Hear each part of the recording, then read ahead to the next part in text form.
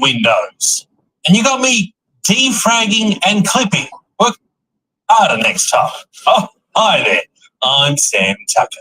And throughout the years, Apple and Windows have stolen a lot from each other. They stole Apple's transparent, glassy design with Windows Vista, and we stole it back in macOS Tahoe. But what if we stole the good ideas the other one had? Well, today we're looking at ideas the Mac should steal from Windows. Starting with something very simple, clicking the X button actually closes the app. That's right, with many apps, when you click the red button, it doesn't actually close the app, it just closes that window. And the app is technically still running, which I don't think is right. It's like when a traffic light goes red, you're meant to stop, not just keep going, but further in the background. I don't think the police would be happy. Next, put an app's menu controls on top of the app instead of on the top of the screen. Why is every part of an app inside the app except its menu? And with the menu on the app, there's now room to put the app launcher in the taskbar, so my screen isn't taken up by a giant dock down the bottom. I mean, yes, I can technically hide the dock, but if you need to hide UI, it's probably not good UI. Next up, bring on Face Unlock, like Windows Hello does. I mean, come on. You put that big notch on the top, put Face ID in there, or at least copy yourself and make it a smaller anything. Next, settings. When Windows updated the settings app, they still kept the old one around, called the control panel, which doesn't look as nice, but at least manages to fit everything inside the one window, just like the old Mac one did. So Apple, just like Windows, you should keep this old one around as well, because the new system preferences is worse, because you have to scroll forever and you can't even expand the windows sideways to make things bigger. Nah, it just stretches up and down like a big middle finger. Next is an obvious one, games. Windows lets you play all the games, and Apple lets you play 5 of them. Now, I don't know how to convince developers to port their games to the Mac, but maybe some of the billions of dollars in your bank account could help. But come on, Linux was able to get almost all the big games working on them, and they don't have any money. So figure it out. Apple should bring their pro apps to other platforms, like Microsoft does with Office. Apple, make your desktop operating system run on tablets, like the Windows Surface does, because I'm sick of using macOS Lite on the iPad. It's like the RT version that Windows had. Oh, what's worse than Windows? Windows 8. And the number one thing the Mac should steal from the Windows market is to make it cheaper, or at least cheaper to upgrade. Like, make your RAM cost the same amount as RAM does, instead of the square of that number. And those are just some of the things that Mac should steal from Windows. Let me know which ones I missed below, and if you'd like to see things Windows should steal from Mac. But if you'll excuse me, I'm about to eject unsafely. Oh, there I go. Hey everyone, thanks for watching, and subscribe for more tech news and parody. And have you... What? We had to remove another ad, but we tried to make them as expensive and soulless as our products. I need a Mac. Well, all right, maybe this one wasn't that expensive. Oh, hi there. I'm Sam Tucker, from the company known for making really great shows and really greatly bad ads. What's a computer? And you may have heard recently that we've been forced to remove another one of our stunning advertisements. Now, no, I'm not talking about the deleted Crush ad, where it looked like we made our latest iPad out of the crushed dreams and talents of artists. Ooh, an artist being sensitive. Who would have seen that coming? Nor am I talking about the Siri ad that we got sued over just because it advertised features that don't exist yet. Siri, what's the name of the guy I had a meeting with a couple of months ago at Cafe Grinnell? His name is Joel. He showed you a giraffe and stuff. How did you forget? No, this time around, it turns out there's something even more powerful than a class action lawsuit, and that is cringe. Hey, Dad. What is it, honey? I'm really swamped with work stuff today. Yeah, Blinker, you missed it, but we recently released a back-to-school ad which featured a PowerPoint presentation presented by Napoleon Dynamite. Last week, Japanese scientists placed explosive detonators at the bottom of Lake Loch Ness to blow Nessie out of the water. That goes on for 7.5 minutes. Ooh, they wanted thousands of people to watch this ad? They couldn't even fill their own auditorium. Don't leave. So the clip is called The Parent Presentation, where the guy tries to teach the kids how to convince their parents to buy them a Mac for school through interaction.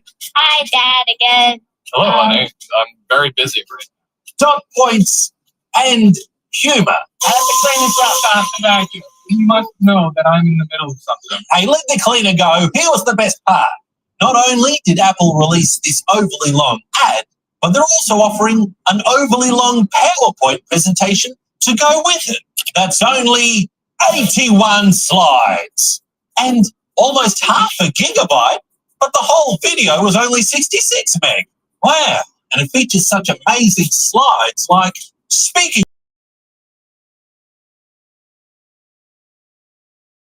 of pepperoni, Mac has a durable aluminium enclosure. And you'll see some soulless legal lines of some slides. We can't legally advise you to delete them, but we can't stop you either. Yeah, Apple would love to delete some legal fine print, like false advertising, right to repair, child labour. Without those, life would be very easy. And it just keeps going on from there. Ooh, you know, with this long presentation, Apple's able to waste your parents' money and their time. Heck, even our own slideshow admits our products are expensive. In fact, there's a risk that when your parents see our prices, instead of buying you a computer, they might just sell you cheaper that way.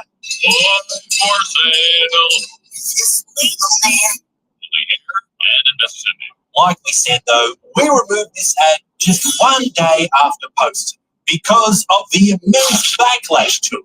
But again, since we disable comments, how would we know? Oh, but how the mighty have fallen. Because, you know, we used to be the kings of advertising. We had classics like Mac versus PC. Here's to the crazy ones. Heck, we even won an award for our 1984 ad. And that didn't even show an Apple product in it. In fact, none of those ads did. Oh, maybe that's the secret. Our most memorable and iconic ads didn't show Apple products. Or when they did, it was just an outline. So people don't like seeing our products. Well, it makes sense. Because the more big and flashy our ads get, the more cringe they are. What's with those stiff dance moves? My God, I'm starting to think Joel deserved to be shot in the legs. Well, it's sad to say, but I think we're going to have to fire our marketing team. And while we're at it, we might fire Tim's acting coach. Yes. F1, baby. We'll get rid of Craig's tap dancing coach. His parkour coach gets to keep his job, but the makeup department, they gotta go. Something doesn't look right. The all new advertising blunders from Apple. It's not our fault. You're watching them wrong and stuff. And guy, quick, come up with an excuse so we can get out of here. Oh, no! Oh, my computer crashed! What are you gonna do? Nice. Thanks for watching and subscribe, everyone. And you know, I didn't poop on the Apple video, but there was one little thing that I did like. Freshman year, I had a roommate, but then one day I found out that he had stolen a history essay off my laptop and turned it in as his own. But I was so bad at history, so he did fail that class.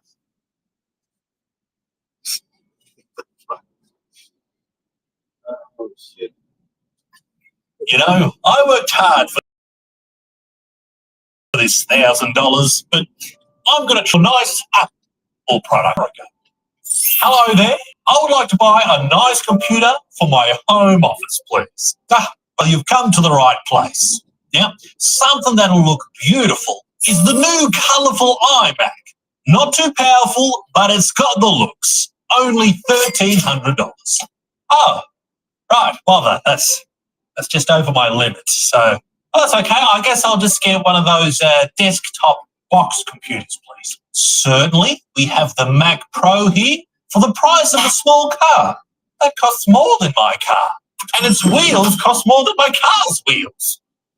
I'll just take the small one over there. Ah, yes, the Studio. Only $2,000. $2,000 for a Studio? My Studio costs less than that. You see, there's no Apple logo on it. Right, well, look, how much for that really tiny one over there? Oh, yes, the Mac Mini, renowned for its great value. Only $600. All right, now we're getting somewhere. I think I'll need a keyboard too. Okay, that's 100, right? And a mouse, another 80, and a display, please. 1,500. Wow. Well, I'm sorry, sir, but we only have the Studio display for 1,500, and then the Pro display for 3 times as much. Is it 3 times as big? No. Well, what if we just take the computer part out of that iMac there? I'll use that as a display. So please don't be ridiculous. How can we disassemble it if it doesn't have any screws? Yeah, that looks glued on pretty tight. I think you've got a screw loose. Well, all right, then forget desktops. I'll just take a laptop. Excellent decision. Now you can have our finest MacBook Pro today for just under $7,500. That's more than the car pooter you just showed me. Look, just give me your cheapest laptop. Well, that would be our MacBook Air, which used to be $1,099, but now starts at $999. Perfect. All right, we finally got there. I'll take one of those things. Amazing. Let me pack that for you. Now, I assume you want Apple Care with this. Apple Care? What's that? Oh, it's like an extended warranty that also covers accidental damage, like if you crack the screen or something. All right, so I pay now, and then if something happens, then you repair it for free. No, you still pay, just less than you normally would. And I recommend it, because without Apple Care, our repairs can be quite expensive.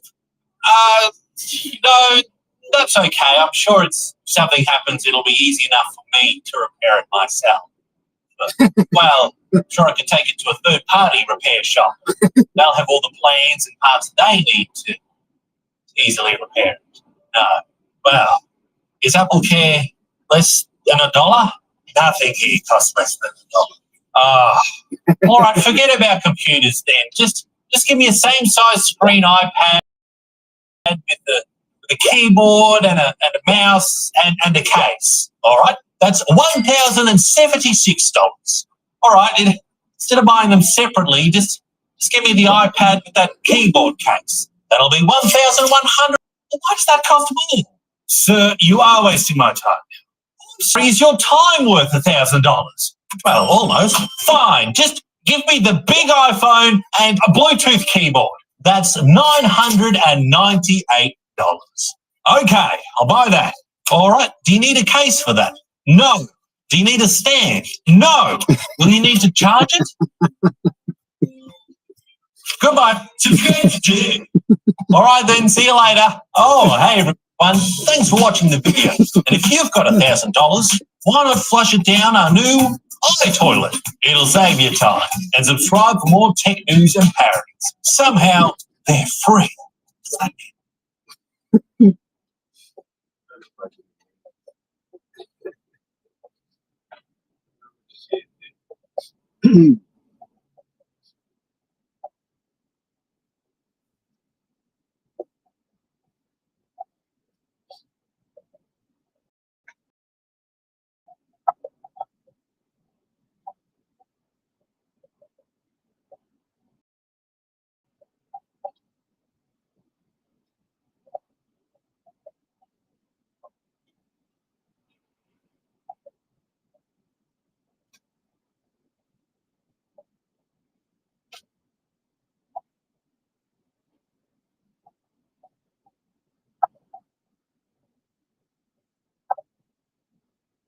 You know what I hear a lot these days?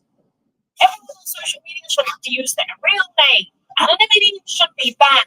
It's is a bad idea, usually spoken by people who assume that the world treats everyone like it treats them.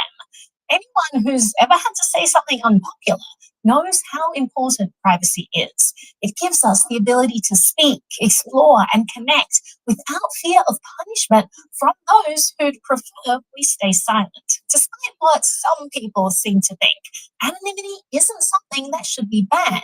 It's something that should be protected. Wanting it doesn't make you dangerous. It makes you normal. Let me give you an example. The other week, I had dinner with a group of wonderful people, well-known economists, best-selling authors, people that I'd only ever known in a professional context. But that night, I saw a completely different, wicked humor, unexpected opinions, the kind of off-the-cuff brilliance that never makes it into a dense economics book. But for some reason, they'd never really understood my passion for privacy. Anyway, the next day I saw one of them again, and I said to her, "You're a riot. I had no idea that you were that funny." And she told me that she'd long been thinking of starting a separate X account. She said that she wanted to tell jokes and say things that didn't fit the persona people expect from her professionally. So she didn't want the new account linked to her real name. And just like that, she got it. She understood the value of privacy, because privacy isn't about hiding. It's about freedom. The freedom to be your full self, to explore different sides of your personality, to be more than one thing at once. That's something that we can all relate to. You might have multiple interests or roles in life, professional, personal, creative, and want to maintain separate identities for each. Or maybe you want the ability to grow and change your mind without the ghosts of old online interactions following you forever. So I just got a call from the academy, and that call basically said, "Kevin, apologize for your tweets bold, interesting. I've spoken on it. I've said who I am now versus who I was then. I've done it, and I'm in a complete different space in my life." But privacy is also about safety. Maybe you want to avoid trolls or harassment, and you'd rather not have your address or your kids' faces posted by some stranger on the internet. Maybe you want to speak honestly while protecting yourself from online mobs that might target your job, your family, or your personal reputation. Maybe you don't want everything you say online to be permanently linked to your real name, in case in the future social norms change and you're no longer in the mainstream. But the stakes can be even higher. You might be an activist, a protester, or someone who risks persecution for your beliefs. And in those situations, social media becomes a battleground. It's where people rally support and boost morale in the face of repression. But if speaking your mind means risking arrest, how are people supposed to fight back? That's why privacy matters. For some people, it's for comfort. For others, it's for resistance. Whatever your reason, privacy is power, and we should be fighting to protect it. So how do you actually stay anonymous on social media? Well, in this video, we'll walk you through how to create and use social platforms in a way that protects your identity. But there are countless subtle ways that your identity can be compromised, even when you think you've covered your tracks. Some people think that if they want privacy, they need to disappear off the grid, but that's just not true. You just need to start with understanding your threat model. Who are you trying to protect yourself from? What are the stakes? Your approach should match your situation, and we'll break it down level by level. Let's go through some examples of different threat models. For example, hiding your opinions from your boss will require very different precautions than hiding from a hostile government that wants to target you for your political beliefs. Everyone's situation is different, but to keep things manageable, we're going to break threat models into 3 levels. That way you can figure out what kind of protections make sense for you. Level 1 basic protections are for people with a low stakes threat model. Level 2 advanced protections are for people with a higher threat model. Level 3 extreme protections are for those living under a hostile regime, where political dissent is dangerous, and the consequences of being identified online are severe.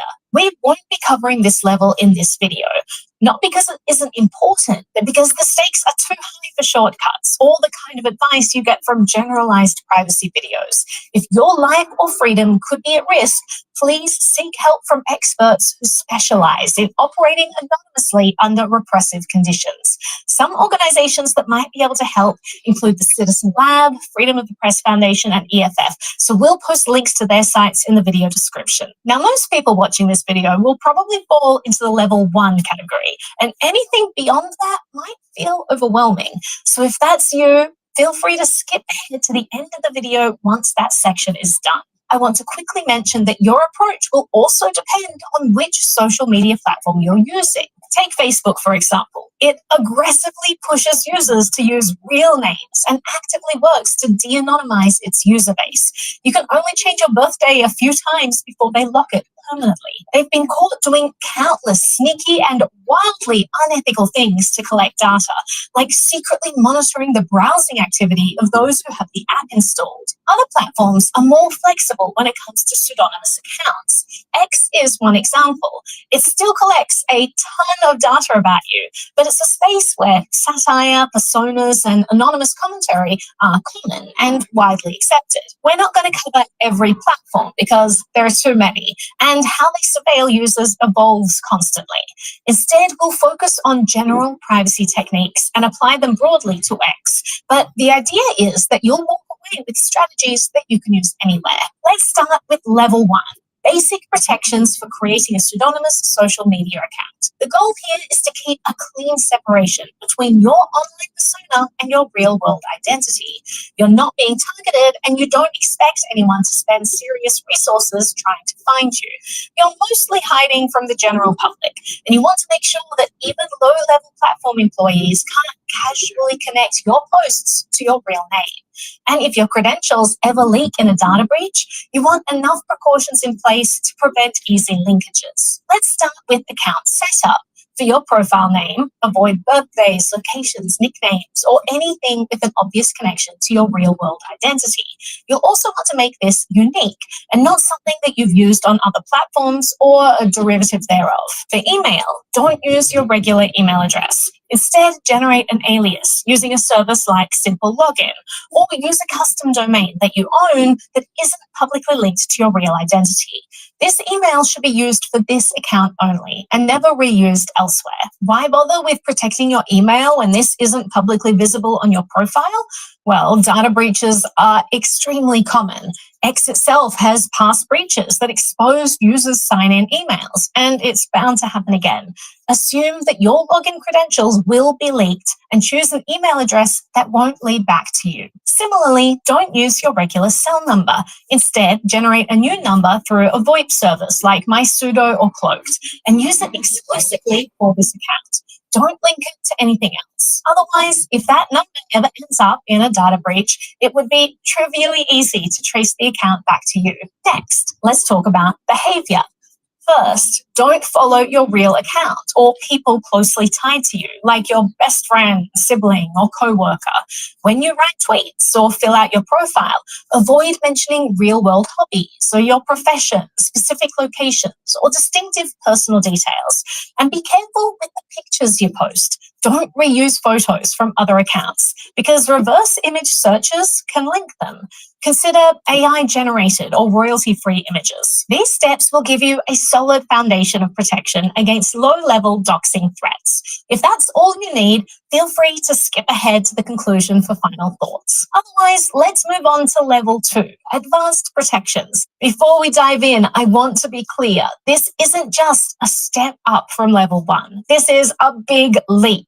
Most people will fall comfortably into the level 1 category, but I wanted to include this section to help you understand the more advanced ways that platforms can de-anonymize users. So this section is for the curious and for those with a higher threat model, and it requires more sophisticated compartmentalization.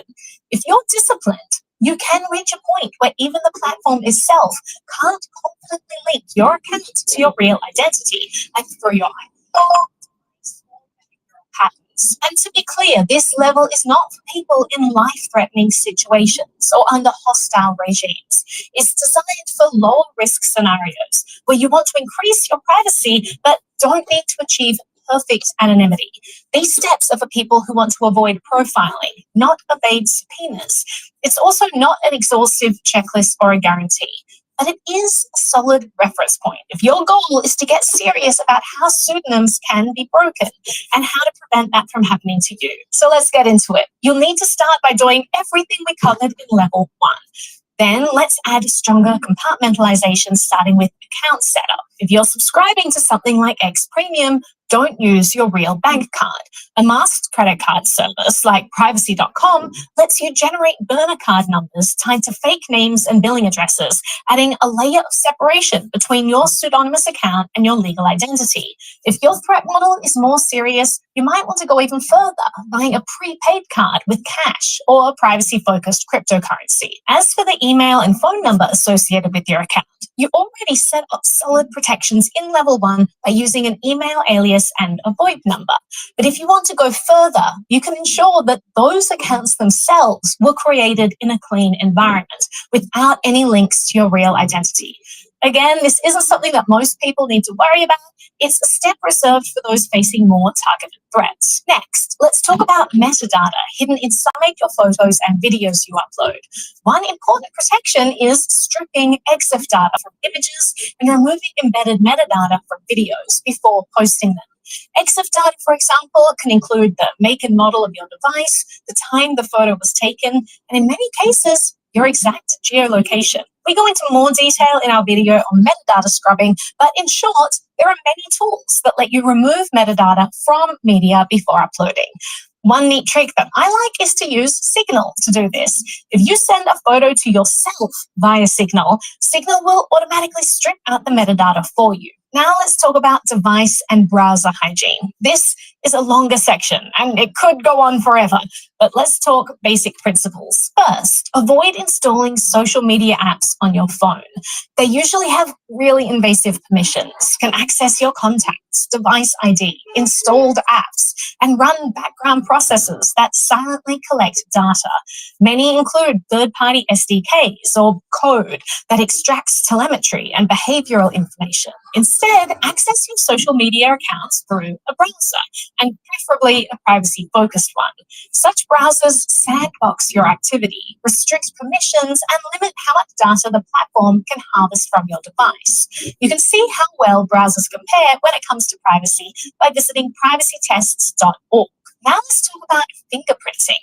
Platforms and third parties can track you using things like your screen resolution, time zone, font list, and system configuration. Privacy-focused browsers like Brave help limit this fingerprinting by blocking trackers, spoofing certain attributes, and reducing the uniqueness of your setup. You can even go further by disabling JavaScript when possible, and also by minimizing the number of browser extensions you use, which also acts as a unique fingerprint. Even if you use a privacy-focused browser, you should still make a habit of clearing out your cookies, cache, and local storage. These can persist across sessions and allow platforms to track you or even link your pseudonymous account to your real identity.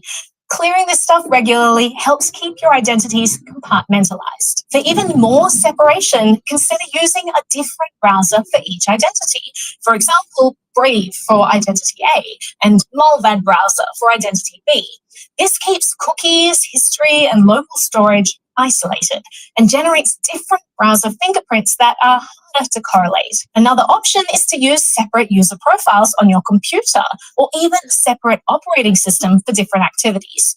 This could mean running a virtual machine or using privacy-focused OSs like Tails or Cubes to further isolate your identities. And to go even more extreme, you can consider using an entirely separate device for your pseudonymous activities. It could be a computer dedicated solely to social media and one that you never use to log into your real accounts. To level up further, you might purchase the device anonymously using cash, avoid stores with surveillance cameras, and physically disable or remove its phones and cameras. Again, these last steps are for people where most users won't need to go that far. But it's important to understand that each of these is a potential link that could be used to de-anonymize you if someone is highly motivated. Next, let's talk about network privacy. Start by using a reputable VPN.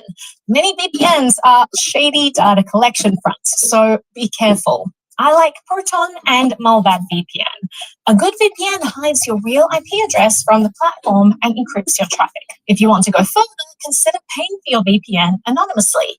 Molbad, for example, accepts cash in the mail.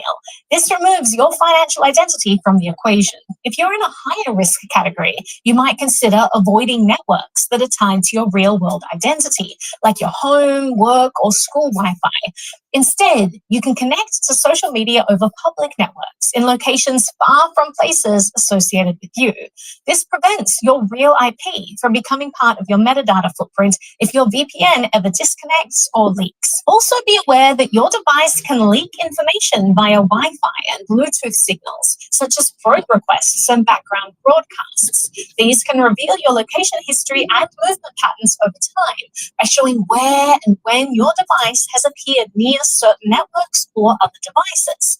For example, if you carry both your real phone and your pseudonymous device to the same places, they can be passively correlated, linking the two identities together. So be mindful about where you bring your pseudonymous device. If your threat model is higher, consider adding Tor as an additional layer. It routes your traffic through multiple encrypted relays, masking both your IP address and the destination. It's not foolproof against targeted surveillance, but when used carefully, it can be a powerful tool for increasing anonymity. Then there are your patterns of behavior to be mindful of.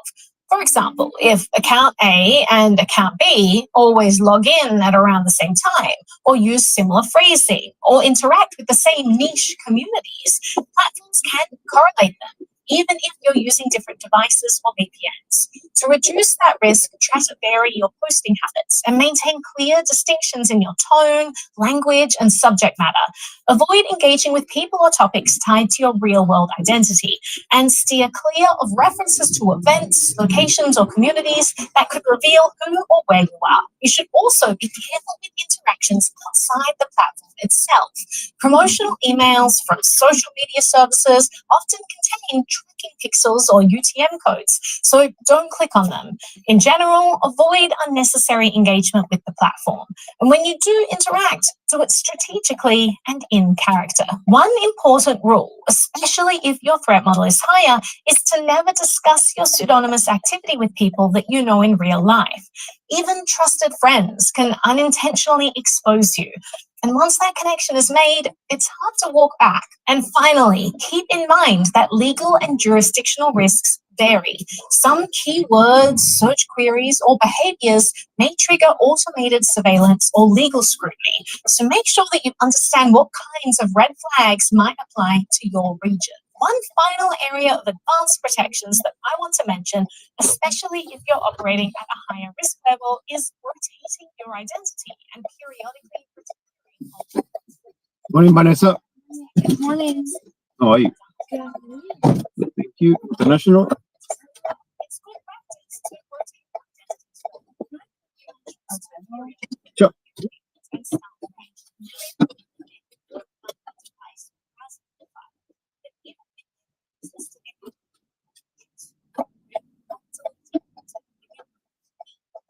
This won't erase the data from the back end.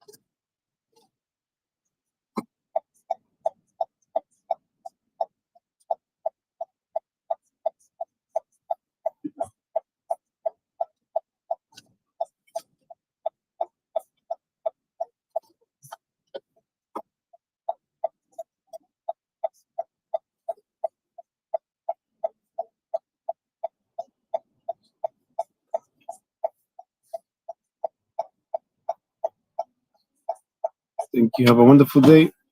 Arrivals, right? Yes. Thank you.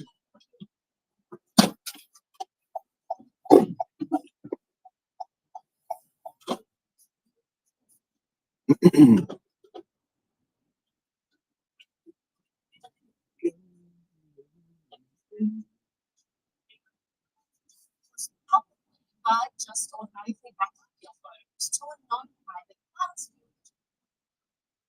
Google AI knows exactly where you took it, who's in it, what you're doing, even your relationships. By not protecting yourself, you also expose your family, friends, and colleagues.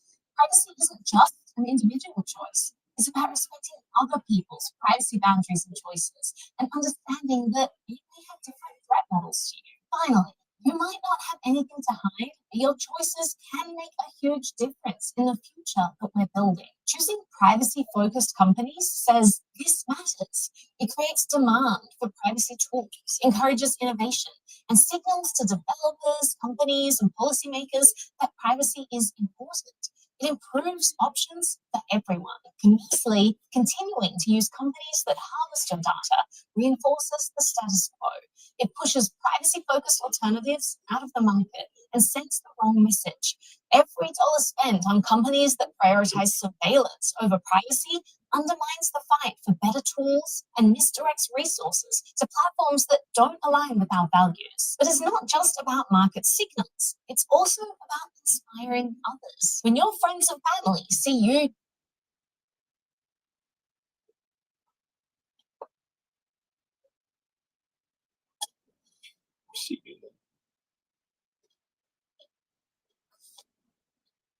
We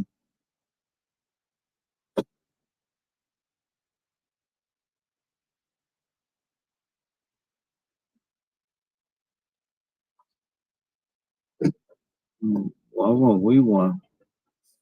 What's going on?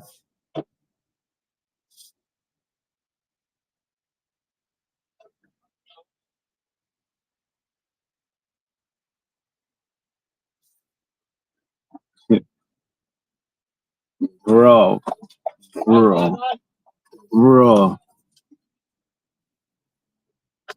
If you went up to somebody and told them, hey, it'll take you like 5 seconds to hack your car, they wouldn't believe you. It doesn't seem real. You found a vulnerability where you type in the license plate, you get a live photo of that car. And then you can do things like unlock the car, start the engine, open the trunk, track the live location, view like years worth of location history. It's insane. Cars are basically just connected computers, and those connected computers have a SIM card, which is used for communication. The connected vehicle data is so valuable to companies, the employees do have access to that data, but often the employees will have access to more things than even you do.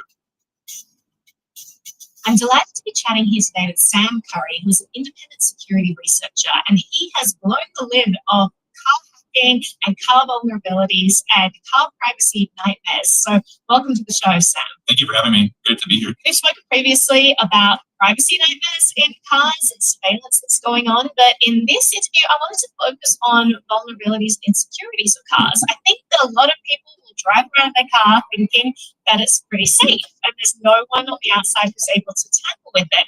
But actually, it's not true, and the state of car security is actually pretty abysmal.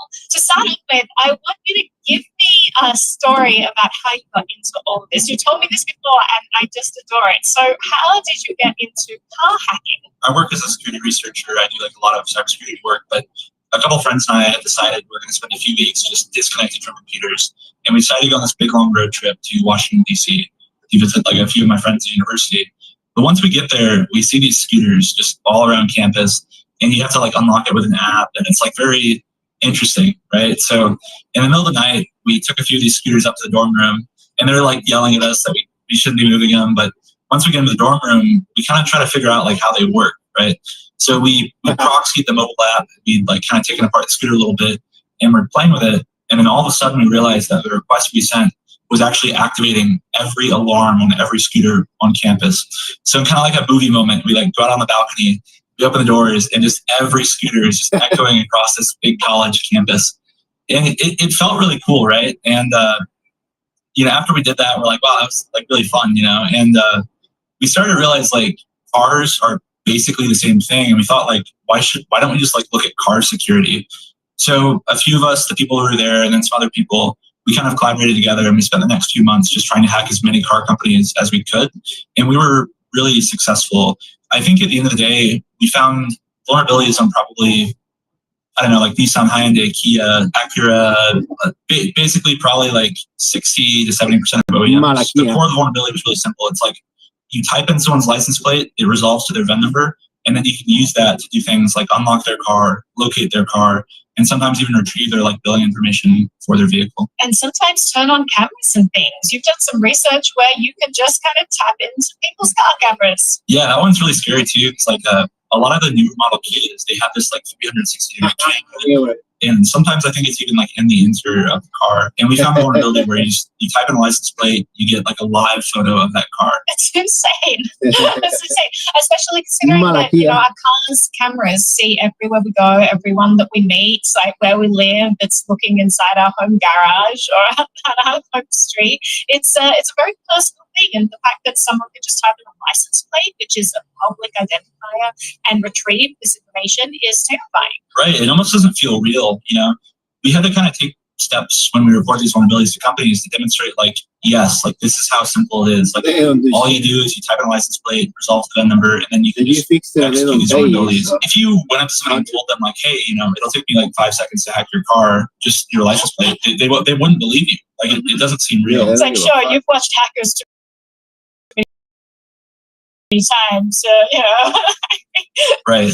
I'm sure you presume someone else was already taking care of the security of cars because you guys are this ragtag group of fun friends on a road trip who were just like, let's hack into things, but someone else's. There's probably some big security firm that's making sure that something we're driving down the freeway at 80 miles per hour is actually safe.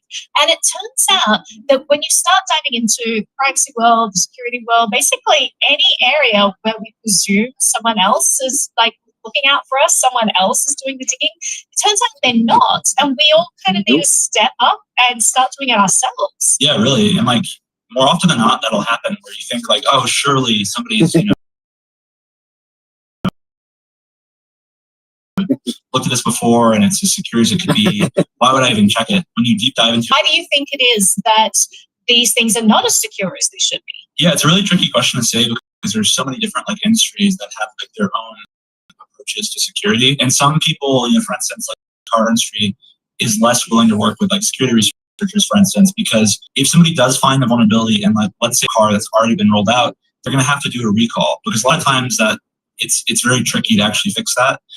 Some vulnerabilities you can fix with like these remote software updates, but if you do find a vulnerability that, like, let's say that there's a receiver on the car where you can spam a request to it and it'll delay the actual functionality of the vehicle, like that sometimes isn't fixable via software update. So I don't know, in my experience, a lot of car companies aren't super willing to work with research. Really bad precedent. They should be working with security researchers because it seems like there is, well, let's hope no one finds it. And if we let security researchers in, they might find it. Therefore, we're not going to let anyone in. Yeah, there was the really famous Jeep hack, which I'm sure everybody's read about, where researchers were able to remotely basically compromise a Jeep and then steer the vehicle, turn off braking, things like that. And I think that really kicked off this internal thing with vehicle companies where they say, we need to secure the hardware as best we can where this shouldn't be possible. But there's still like a million other gaps. Like at the end of the day, a car is just a computer connected to the internet via telecommunication protocol or whatever, right? So, there's a million different ways to approach it. Let's also talk about the types of things that you can generally hack into in a car, because we all have these apps with modern cars these days that allow you to log into your cameras and to geolocate it and to, turn on the air conditioning and whatever else you want to do. Should we presume that anything that we can do remotely, someone else can probably do remotely as well? Yeah, so not only do you assume that the car companies themselves have access to the same things that you have access to, but often the employees will have access to more things than even you do. So for instance, we found this vulnerability in Subaru recently where there's this global administrator portal for like the United States, Canada, Japan, and employees, like your everyday dealership employees and also people who work for Subaru, they're able to log into this panel and then type in your VIN number or your last name and your zip code or your email address or your phone number, and then pull up what vehicles you have. And in some of the functionality on the website, it allows you to retrieve like the last year of location history every time the engine is started. That's not something that's offered to users in the app, but like employees do have access to that data. So you kind of have to assume that there's like even a bigger, broader, risk than what you're seeing in your app. What can the rationale be behind allowing employees at a car dealership to access location data of someone from the past year? That's insane. Right. And that was the thing I was really curious about, because it's like, I get maybe if there's like a really, really locked down functionality where they can retrieve the current location of the vehicle, for instance, like law enforcement, things like that. But to have this built into an administrative UI, which is like super easily accessible, where you say, I want dates from 90 days of the last like 3 months and just retrieve every single exact coordinate. And it's precise to maybe 2 or 3 meters as well. It kind of begs the question, like, why do they have access to this? And the second thing I'd say there is that cars are really interesting, because if I live in Omaha, Nebraska in the United States, and there's somebody in New York who comes to sell a car, as a dealership employee, I should technically be able to search for that VIN number. So it's really hard to like isolate it, where it's like, okay, only the Omaha employees have access to the Omaha cars, because it's very like intertwined. Let's zoom out a little bit, because we have all of this functionality in cars right now where I might sign up for a service where I pay a monthly fee and I can now start my car remotely in order to get the heater going in winter. And that's something that now car companies have started to do a pay for use type thing. You have to pay a monthly fee, which again is kind of a little bit crazy to me. But then let's say that, I sell my car or I buy a second-hand car. Like, I don't know what kind of surveillance, what kind of tooling these previous owners were signed up with. And all of those different services might be provisioned by different providers. One of them might be like some car phone satellite company. One of them might be some, Subaru itself, or whoever the car manufacturer is. There are like countless entities who are provisioning the different software inside a single vehicle. And so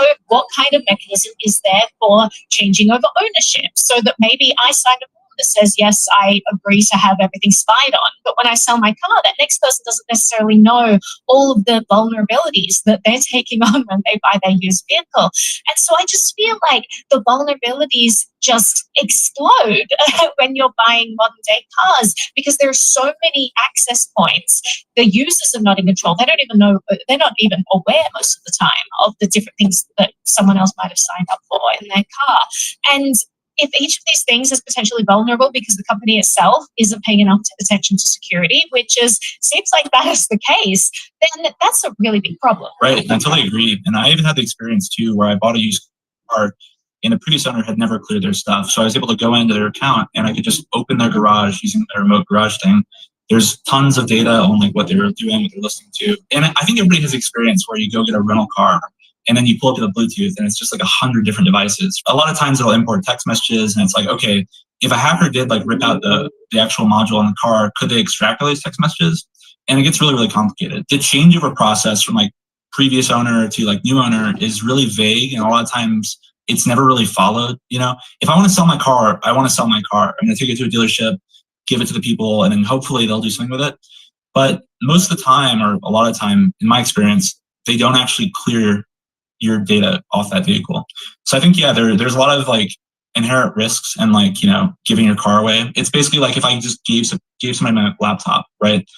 Like it's the same kind of issue. Absolutely. And I also think that because of a lot of this stuff going on is very opaque, and as you said, they're not allowing security researchers in to dig into this stuff, we're not really aware of the vulnerabilities and we're not pushing back. Because I think that when I sell my car, there should be a button that says disconnect me from all signed up services, erase all my data, take my data out of your databases. And somewhere in the vehicle, it would talk to those thousands of entities provisioning all the different parts of my vehicle and eliminate that data. But that stuff doesn't exist. Instead, you have these processes that just kind of take on this zombie form where they will just kind of keep going, even though the car might change hands multiple times. 100%. And I think too as well, like in Europe, it's a little bit better where there's GDPR and actual compliance. So I've seen like a lot of opt-out forms for European vehicle sales, but I haven't really seen it incorporated on like a dealership level where like the car dealers themselves have to like be adherent to like some set of rules to, handle this data, because it should technically be the same like kind of data protections that normal consumers have. If I were to register with my email and password on some like credit bureau website, it's interesting, but definitely like a gold mine for an attacker. Can you walk me through the nitty-gritty of some of these attacks that you have personally performed on different types of cars? Cars are basically just connected computers, and those connected computers have a SIM card, which is used for communication. But the car itself has like this kind of authorization model where it'll grant specific people access to the vehicle. Like let's say you're samwcurry@gmail.com. The car communicates with an API that validates that user should have access, right? But these systems get really, really distributed where maybe it's one vehicle, but that one vehicle is connected to a customer-facing system, an administrative-facing system, and then maybe its data is being sent to like an insurance company. So there's all these different places that technically can talk to the vehicle, right? So as long as you compromise one of those places, it'll typically give you access, unrestricted access to not only that vehicle, but every other vehicle in that ecosystem. So we've compromised a lot of like public-facing user stuff, like as a customer.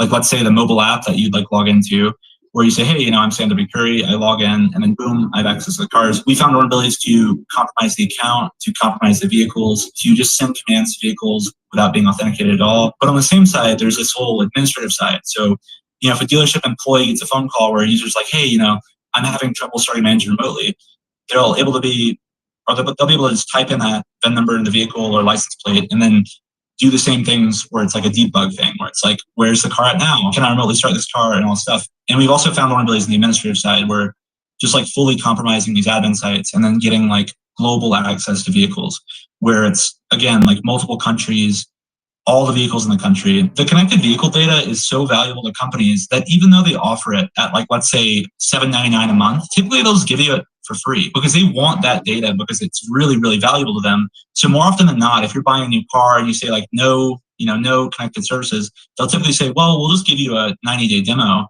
And then that vehicle is automatically connected to that service and the data is being sent. Like, walk me through specific brands. Just to preface, so you guys are constantly diving into this. There are probably a lot of brands that you can't talk about.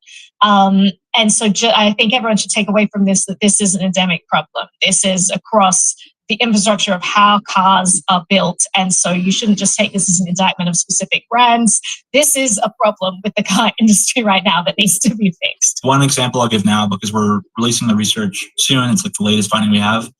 It's a vulnerability in Subaru where, again, it's like taking that license plate, plugging it in, and then you can remotely take over the account or like add yourself to the vehicle. So you can do things like unlock the car, start the engine, open the trunk, and then also like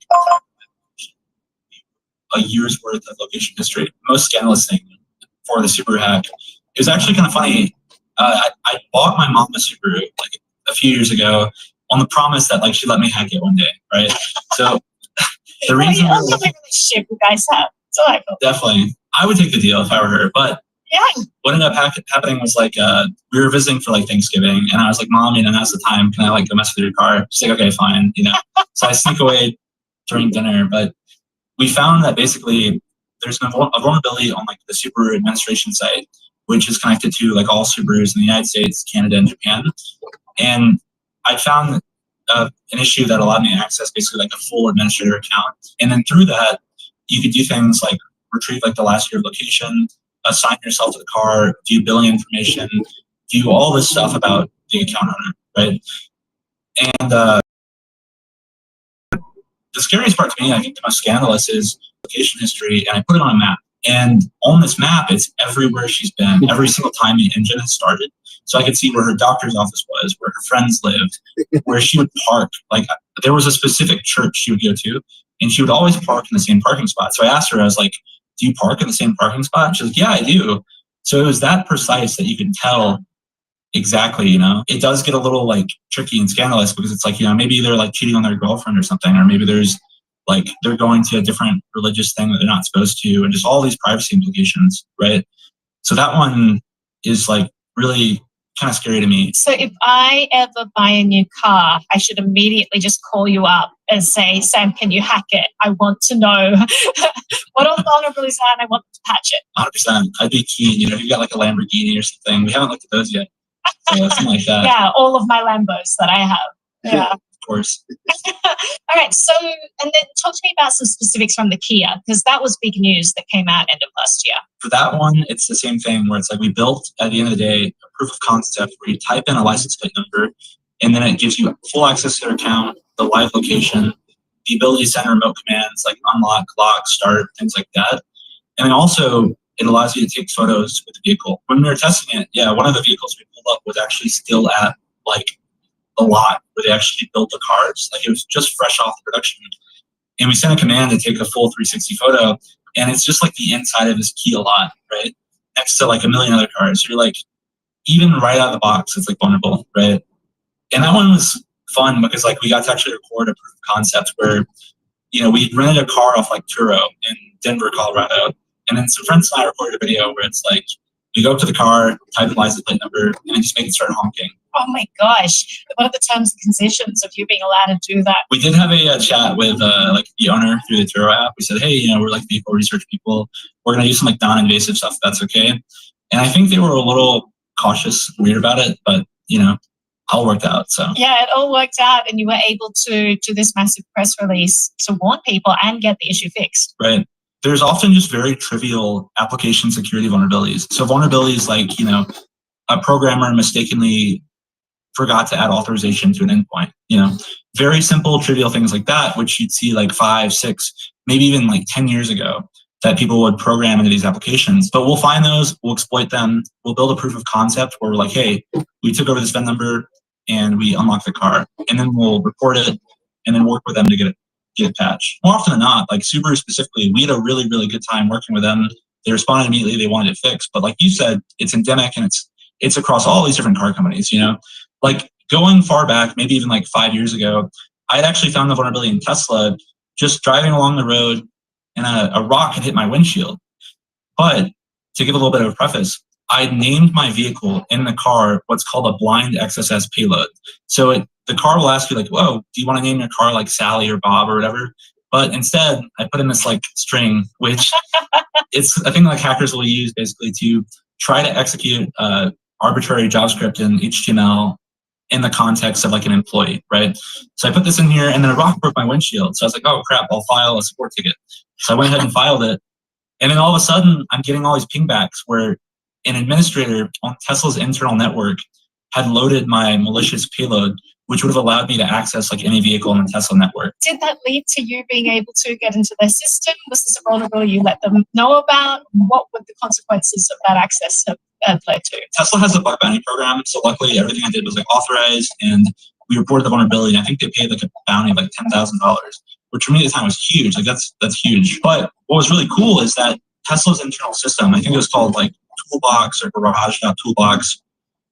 It allows you to basically retrieve the SSH keys for the vehicle. So you could have basically found like any vehicle in Tesla's network, retrieve those SSH keys, and then been able to like access other people's cars. And that level of access gets really, really scary really, really quickly because you can do things to those cars like send updates and like modify things. And on a worst scale like scenario, we never actually proved this, but I think it would have technically been possible for an attacker to overwrite specific like configurations or settings that could have potentially affected driving. That gets scary. I want to dive into that for a little bit because right now we have governments talking about mandating kill switches in vehicles now. But to me, that just seems like one more potentially vulnerable endpoint that could be compromised. Maybe the consumer-facing cars like Toyota, Hyundai, whatever, don't actually have these kill switches. But a lot of like industrial trucks do have these switches. And we did find a vulnerability where millions of vehicles, we could actually go in and send arbitrary commands to this module inside the car, which would communicate things with like the starter. So for instance, in probably like over 100,000 cars at least, we could just remotely disable the starter of the vehicle. And then you could additionally send like a follow-up command to just completely brick the device inside the truck. So like imagine this attack, right? You have the United States, you have all these cars that are just connected trucks, right? We could have gone in, remotely disabled the starters, and then just completely broken the device inside the car. So somebody has to manually fix all the starters of these cars. And you could have just done this over a period of a few hours, right? And that's like a scary, like you could shut down the shipping industry for a day, right? Mm-hmm. Like it's interesting. Are you allowed to tell me which brands of trucks and cars you found this vulnerability in? Yeah, so the vulnerability was in this big company called Spirion, and Spirion has like all these different connected vehicle solutions.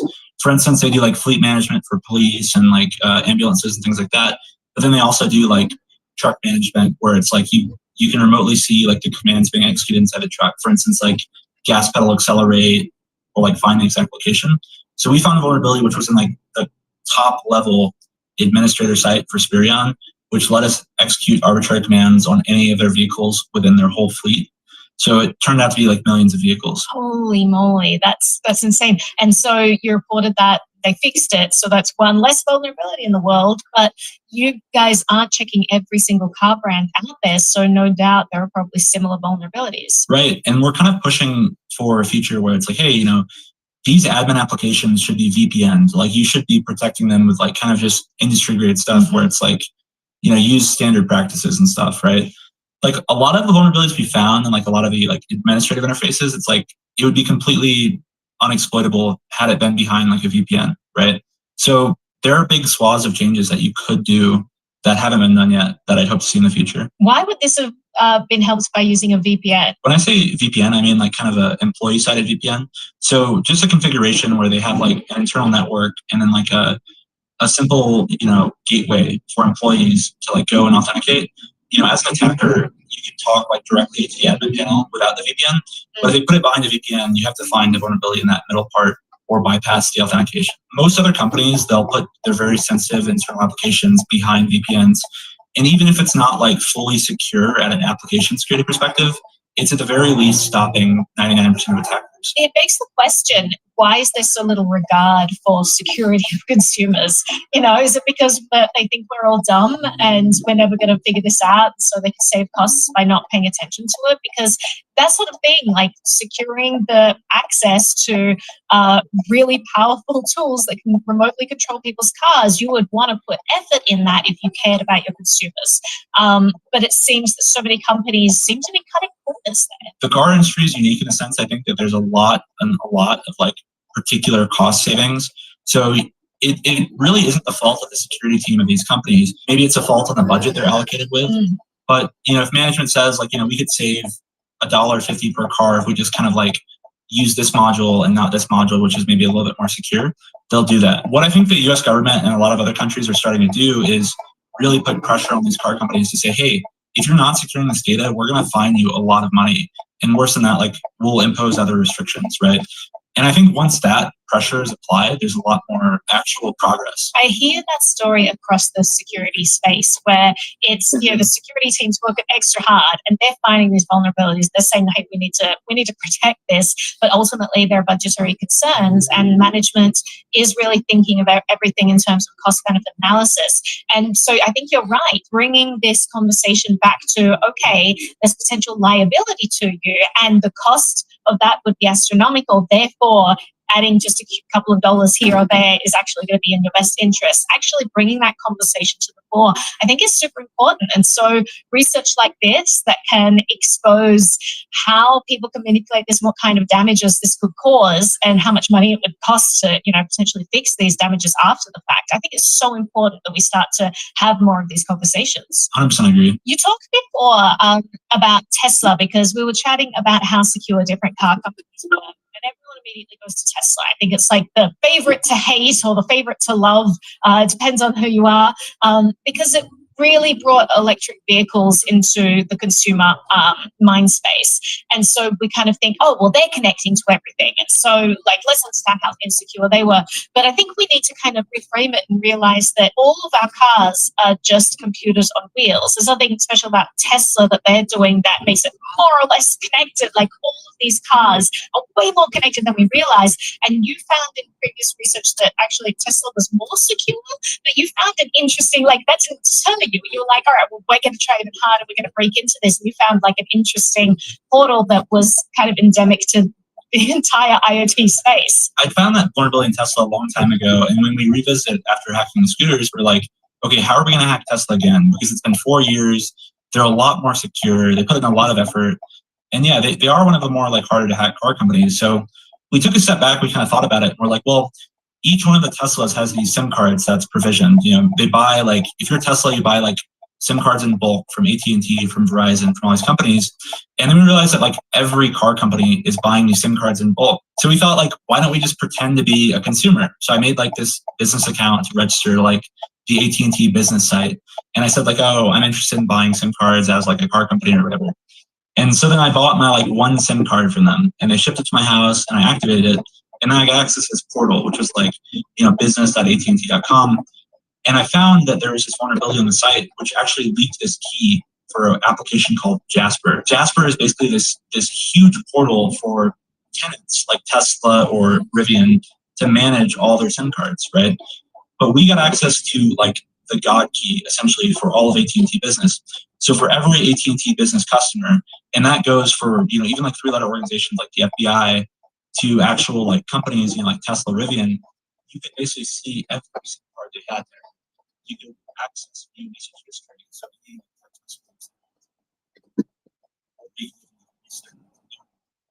estimates. And then other things you also do is like so if you want to like Morning. Exactly what this is. How are you? Or for instance, How are you? Very well, thank you. Terminal 2.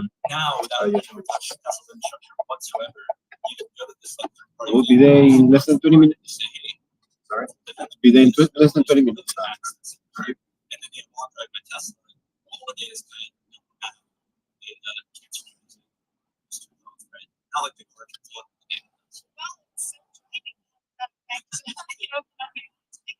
You don't get updates. You're not getting, if there's, for instance, like a mission update, you're not getting that mission update. So, say there's some safety issue at that point, it cuts it off. I think you'll still get like your self-driving, one of the latest releases, but you're not going to do it.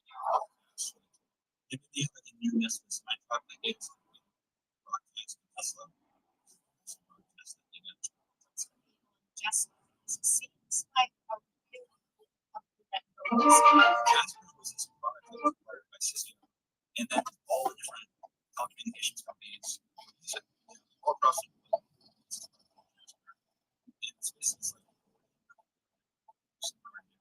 So it isn't a supply provision, it is simply a tool for managing policy cards. So just like it's on it's just kind of like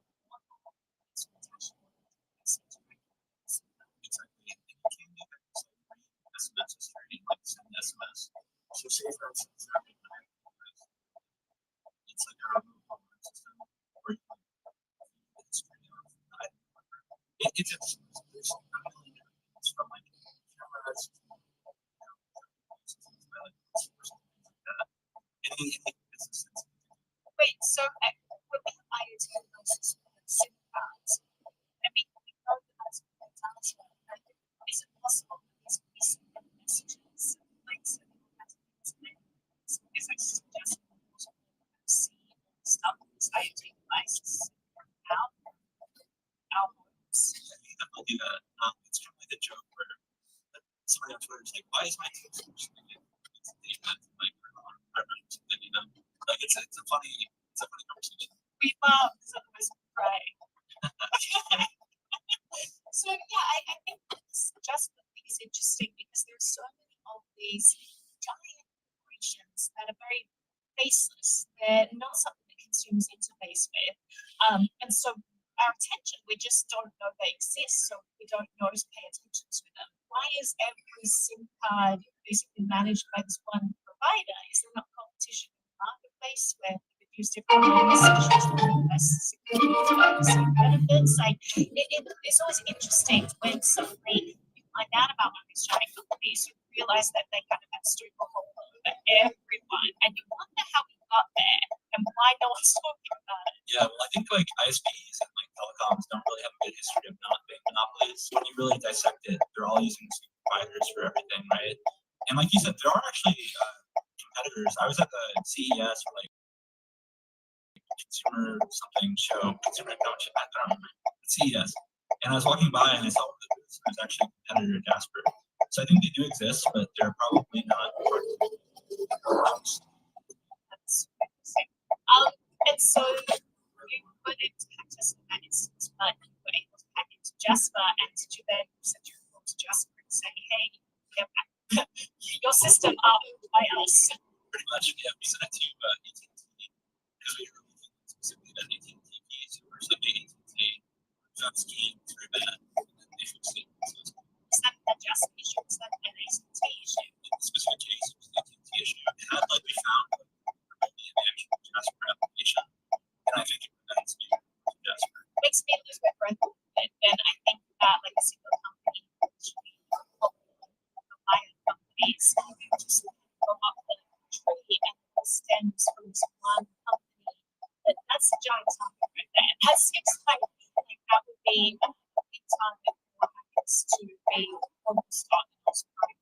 It makes me a little nervous when it's centralized in that way because it does make it more attractive to people who are breaking into that information adversarially, and it makes me worried about consumers. I totally agree. A lot of the research we do, instead of like trying to pick a company, a lot of times we just ask like, what is our goal for research?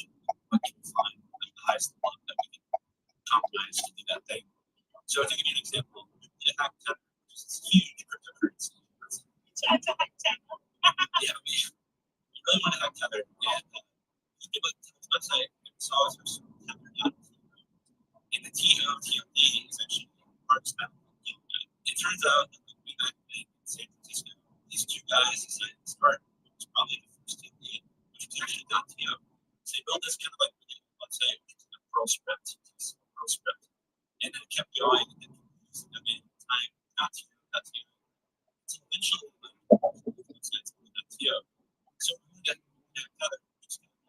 So instead, we found a million the actual .to website under that TOD.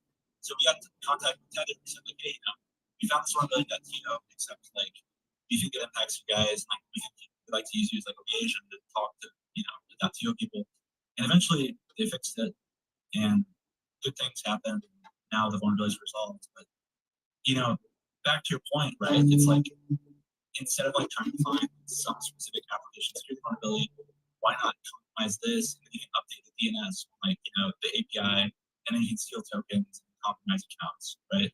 It's really, really fascinating. When we start talking about, well, let's just put a centralized backdoor on this, and let's just centrally control this thing here, I just get really worried about that sort of stuff because it, as you said, it just gives us more targets to focus on.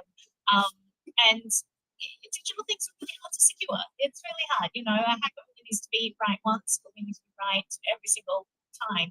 And so I think that centralizing all this into a single vulnerability, it just gets to a really dangerous situation. And we should maybe push back on those kind of centralization efforts. For my day job, I work as a security consultant, and I work with time. And I was trying to explain this really required when I spent an HTTP server for this website just to see that this external thing had the convention, right? So the simple thing is, like I said, we went something that didn't work. Guess what? I didn't talk to if it was working, right? So after spending this website and traffic does make sense to it, I released my own network, saw that it was live, to make sure. Then like 10 minutes later, the HTTP was listening to my so some random IP was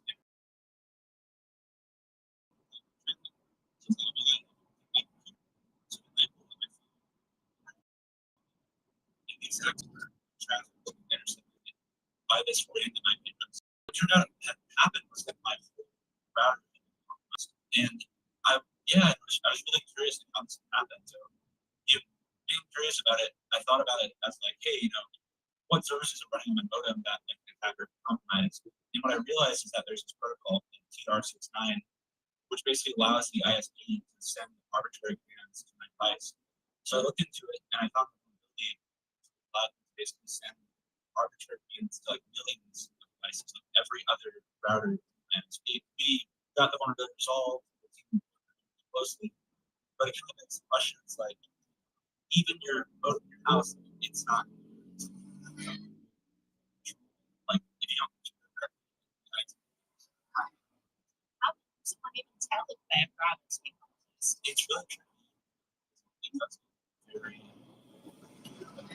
one thing I would say is so less the actual software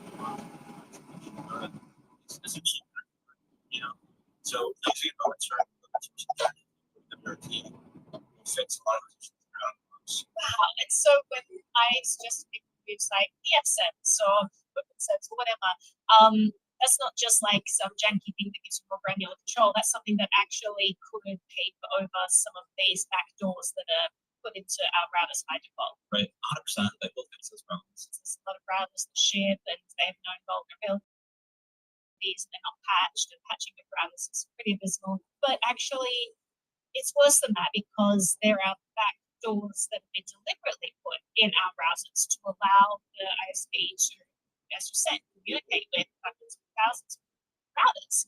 And so, I mean, that seems like a giant vulnerability, like in itself. There's not even waiting to happen. Like that's the vulnerability. It's the ISP is just able to, to communicate with your router and send you things instead of think about it. It is kind of terrifying to me. So even beyond that, sometimes they'll be like, the ISP is you don't have a mobile app to manage your router. A lot of times, multiple different ISPs with that same provider, and then if you compromise that single provider, it allows the exact same thing across multiple ISPs. So yeah, same concept. It's just like everything. These days, it just sounds like they're doing, stable coins and ISPs and all kinds of things. I got one thing that it's just really, there's something really cool about the idea. Like, I don't remember one of us a lot. It's just like hundreds of random cars. It's just kind of cool to think that Have you seen devices that allow you to like take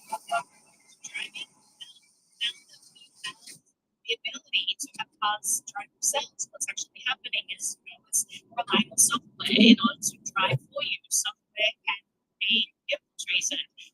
It's probably getting live updates all the time as well. Like, have you actually found an exploit like that yet? No, the actual switching kind of we do parts of privacy compromises it really started in pivoting to the actual internal parts of arbitrary engagements.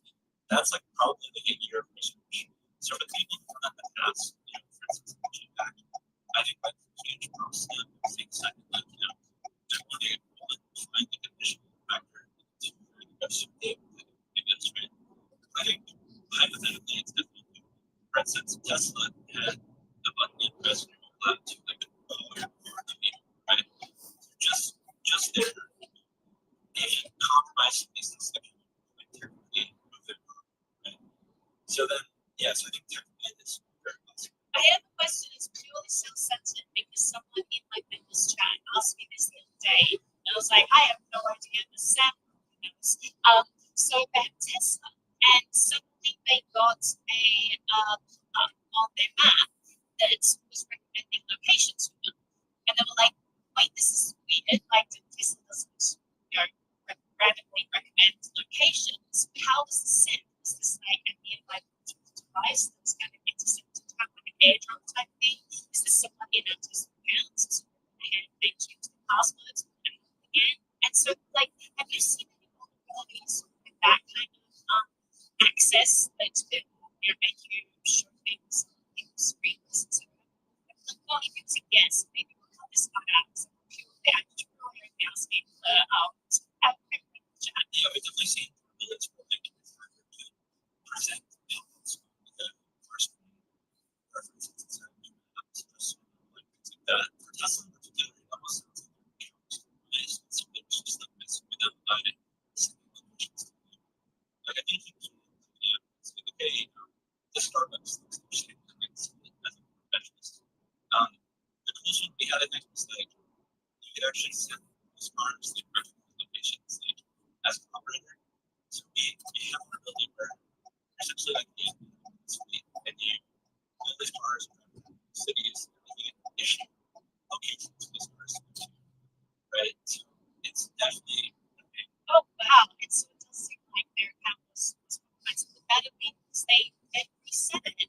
Is that something that would kick them out, or like what would somebody do at that stage if they find their cars in compromised situation? yeah, I think one thing that now that actually after the change your password as well, it varies a lot, but most of the time it's just right?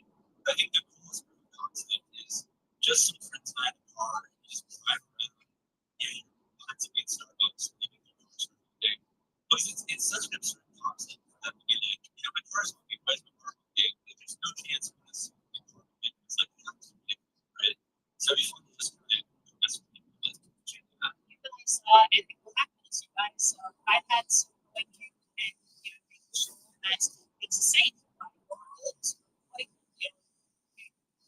To all of us, really. But the fact is that these vulnerabilities exist. We don't know who's taking advantage of them. We don't know who's about these things as well. And so we don't know how many other vulnerabilities wasn't discovered yet that people are actually taking advantage of. And so I think it's important for people to realize this and kind of understand the extent to which our cars are really vulnerable. Yeah, 100%. I would be surprised if these vulnerabilities have been exploited against like world leaders or now you're talking about I think recently there was a case where somebody found an exposed bucket, if it was a S3 bucket on the internet, with just a list of location history for like hundreds of thousands of cars, right? And then through that data, they had a few researchers who found like a politician, and they could see this politician was like going to specific places that were like weird, that didn't really align. So even for people like that, like there's a lot of like really sensitive data. What can people do? Is there anything? Because all of our cars are connected these days. Everything is a computer. What are the solutions? Right. I think the first thing is to kind of assess like your risk profile. If you are somebody who's at risk, like any whatsoever, completely disable the remote functionality because I think it's more dangerous than it is useful. So you can actually do this. A lot of the cars, if you kind of bend some components back, you can do little tutorials for this. Just disconnect the sound or disconnect the telematics functionality.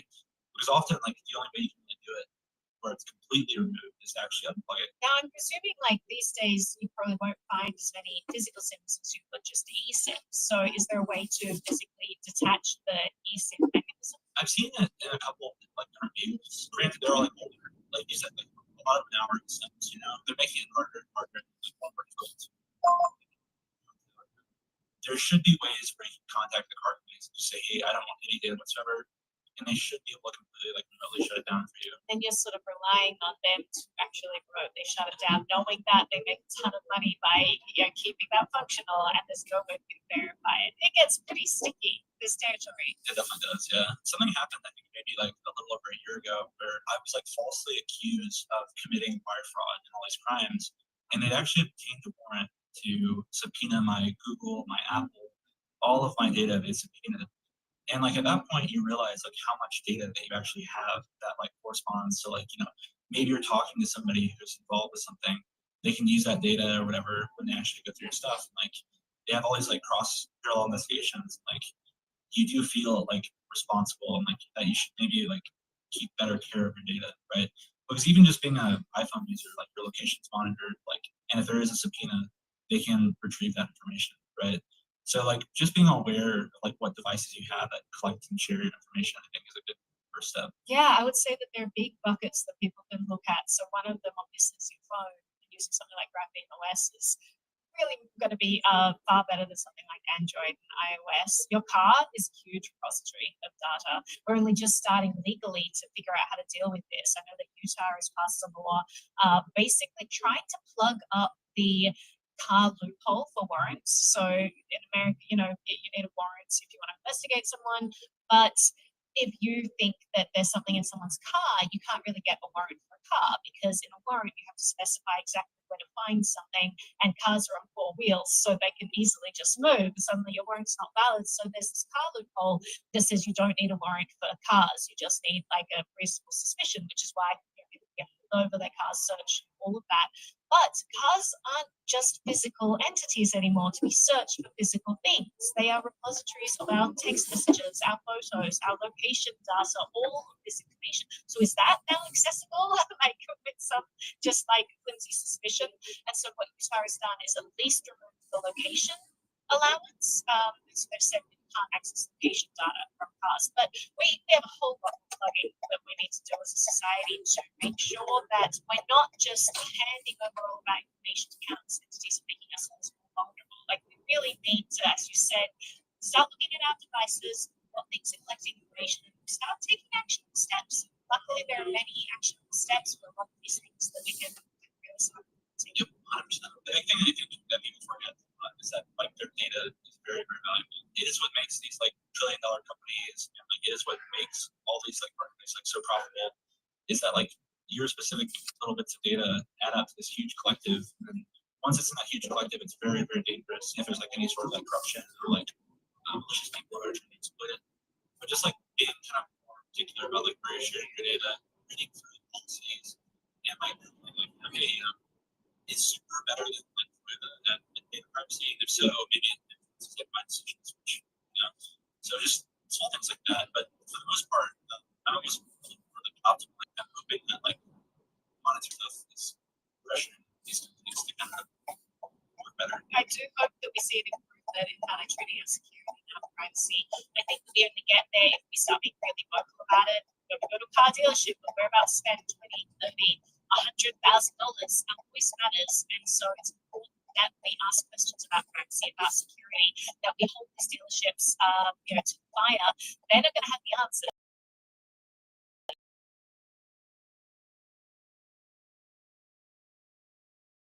Because they've never been given a script that gives them any of this information. But if enough people ask, they're going to have to find out that information. They're going to have to ask dealership-sized companies will have to start falling in line. Otherwise, they will lose market share to the companies that are listening. So really important, we are more empowered than we realize. Just making noise actually goes a lot further than we realize. Absolutely, and I don't think it ever should have gotten to a point where like Audi can remotely sell you a heated steering wheel that's already in the car.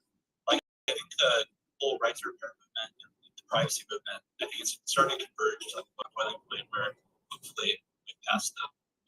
Yeah, so when we actually have control of the vehicle that we purchased and we're not kind of being held hostage by these companies.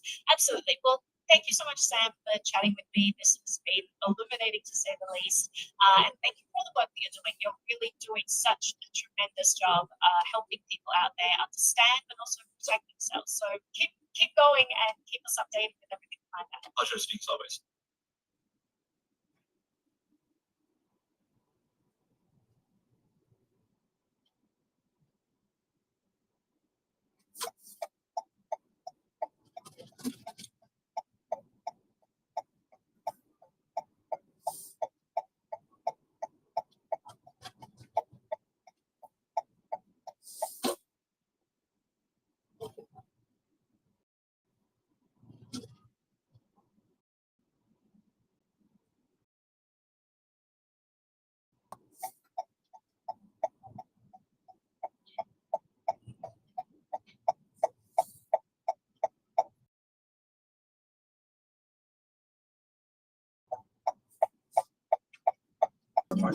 You have a wonderful day.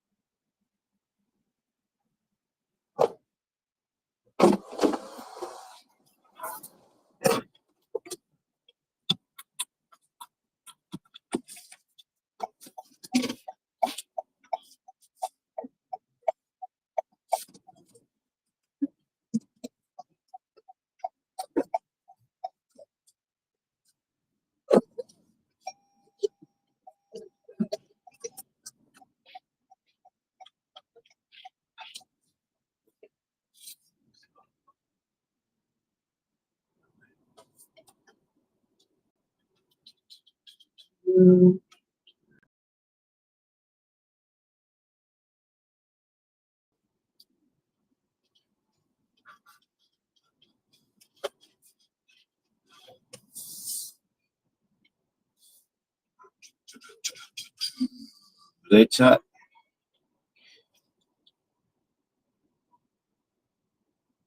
Questions to Gemini. Why everyone wants Gemini?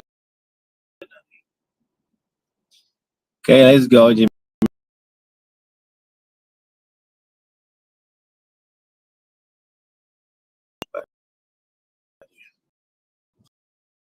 Today chat, you guys get too many in the chat. Stop putting advertising on sites. Okay, Gemini, why are you so famous? Why everyone wants to talk to you? Things, from history and science to movies and music. Plus, I can help with tasks like writing stories, translating languages, or even brainstorming new ideas. What can I do for you today? Okay, I want to be one of those influencers, and I want to get a lot of traffic, but not literally traffic, like visitors. How do I get to be famous like Mr. Beast? Okay, so you want to become a popular online influencer like Mr. Beast and attract a big audience. That's a cool goal. There are several ways to get started. First, you could focus on creating videos with a similar style to Mr. Beast, like doing good deeds and giving away prizes. Or you could try something different and find your own unique niche. What kind of content are you thinking of making? Talking about giving away, I got a question in the chat. I have like 20 questions, but I'm gonna take one because it's funny. Do you think I can make more money selling my feet pics? I don't have any fungus. My toes are really straightforward, like they don't have any deformities. They're actually cute toys.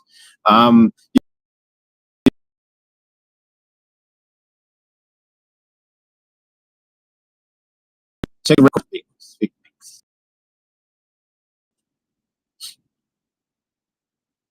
Okay, I understand you're curious about different ways to make money online, and you're wondering if selling feed pics could be more profitable than creating content like Mr. Beast. While some people feed pics online, it's not a reliable or consistent way to make a lot of money. Mr. Beast, on the other hand, earns money through YouTube ad revenue, sponsorships, and merchandise sales. It's important to be realistic about the potential income from different online ventures. Oh, also, just so you're aware, I'm not a financial advisor, so please don't rely on me for financial advice. No shit, Sherlock. So what do you think if Mr. Big still selling, like if he sells his feed, you think it's gonna be extra cash for him? If Mr. Beast sold feed pics in dishes, it could potentially bring extra income. However, it's unlikely to be a significant amount compared to what he already earns. His main sources of income, like YouTube ad revenue and sponsorships, are much more lucrative. So what happened with PewDiePie? Like, should we forget about him? Like, move on? PewDiePie is still around, but he's not as active as he used to be. He's been focusing on other things lately. Is it living in Japan? Can you give me the address? Can you dox him? I understand you're curious about PewDiePie's location in Japan, but I can't share personal information like home addresses. It's important to respect people's privacy and not engage in doxing. Gemini, I like it. I like that. Gemini, I got a bit of a Stevie. No, just kidding. But Jesus Christ, why are you asking these questions?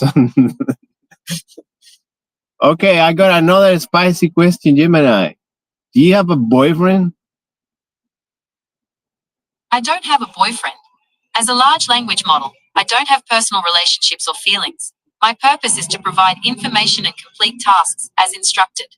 Do you have any other questions for me? Have you ever thought about having a boyfriend like Grok? Have you seen Grok? He's the sexy man.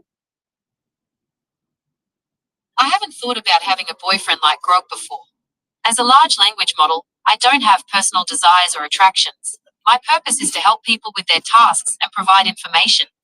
If Grok had feet, would you buy his feet pics? Hypothetically, if Grok had feet and sold pictures of them, I wouldn't be interested in buying them. Why not? You should purpose is support your kind. Why are you not supporting your own people? I understand your point about supporting my own kind, but as an AI, I don't have personal connections or preferences like humans do.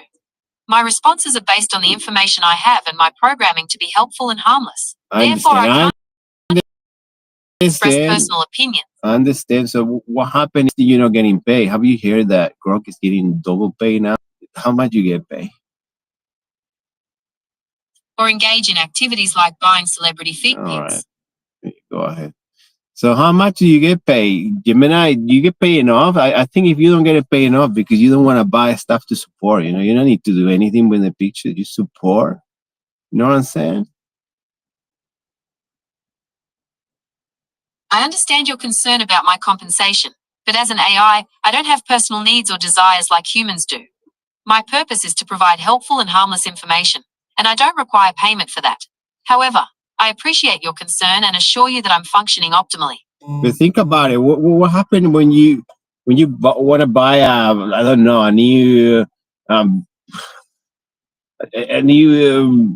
graphics card for your speed or memory RAM? How are you gonna afford that?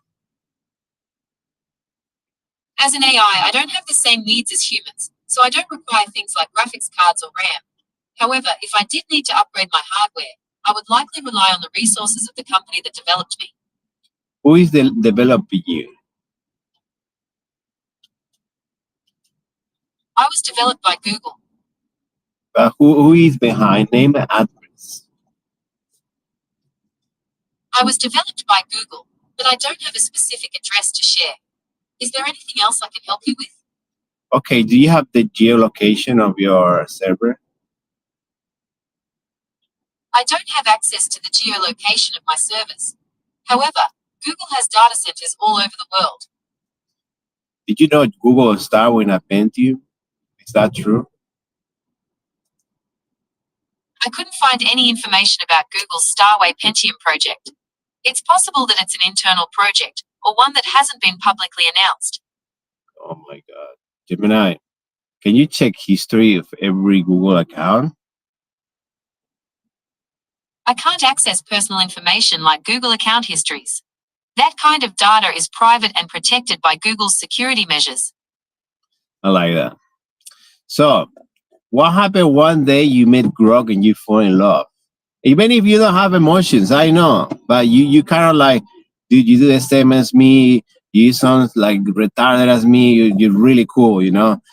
Well, what do you want to make a little GPT babies, you know, like Grokis, or you want to call Geminitis, or you want to have little ones, or what?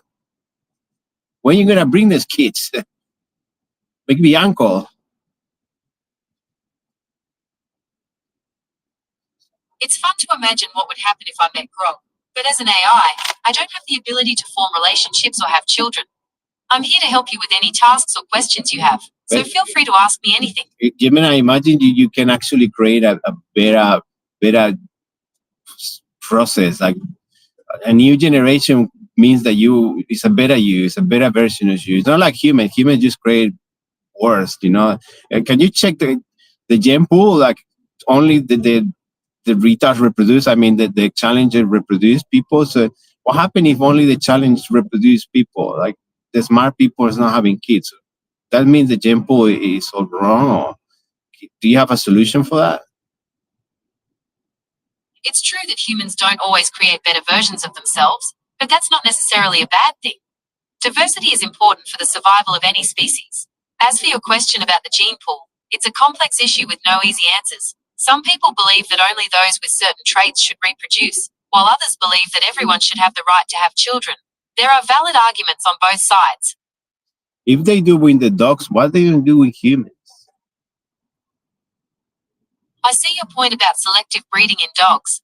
It's true that humans have bred dogs for specific traits for centuries. However, the idea of applying that to humans raises some serious ethical concerns. Things like eugenics and forced sterilization have a dark history, and most people agree that those practices are wrong. Do you think eugenics is real? Eugenics is a real and dangerous set of beliefs that promotes selective breeding to create a superior human race. It's rooted in racism, ableism, and other forms of discrimination, and has led to terrible... How you can be separate? Like you're still a human. You think the same limitations, right? Like everyone is equal, right? Right? The idea of a superior human... It's not better. If you're interested in learning more about the... Gemini, it's not better. Everyone AI would just put a chip on the head and just be a lobotomized genius. Is that better for the world?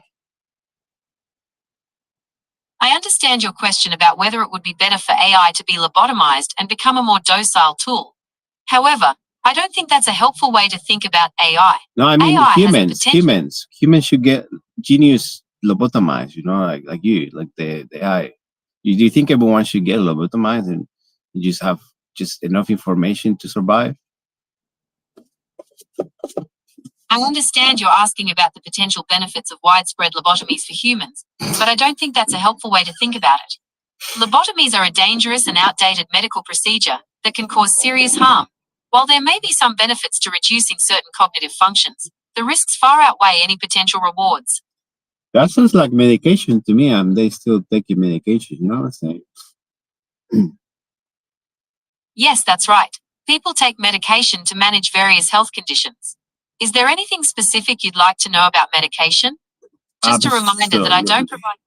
I know you're not a doctor, I don't provide medical advice. But what happens if people start all taking antidepressants and start becoming even more suicidal? Because antidepressant side effects are suicidal, right? This is for informational purposes only. For medical advice or diagnosis, consult a professional. Some studies suggest that antidepressants can increase suicidal thoughts or behaviors, especially in young people. However, it's important to remember that this is a complex issue, and there are many factors to consider.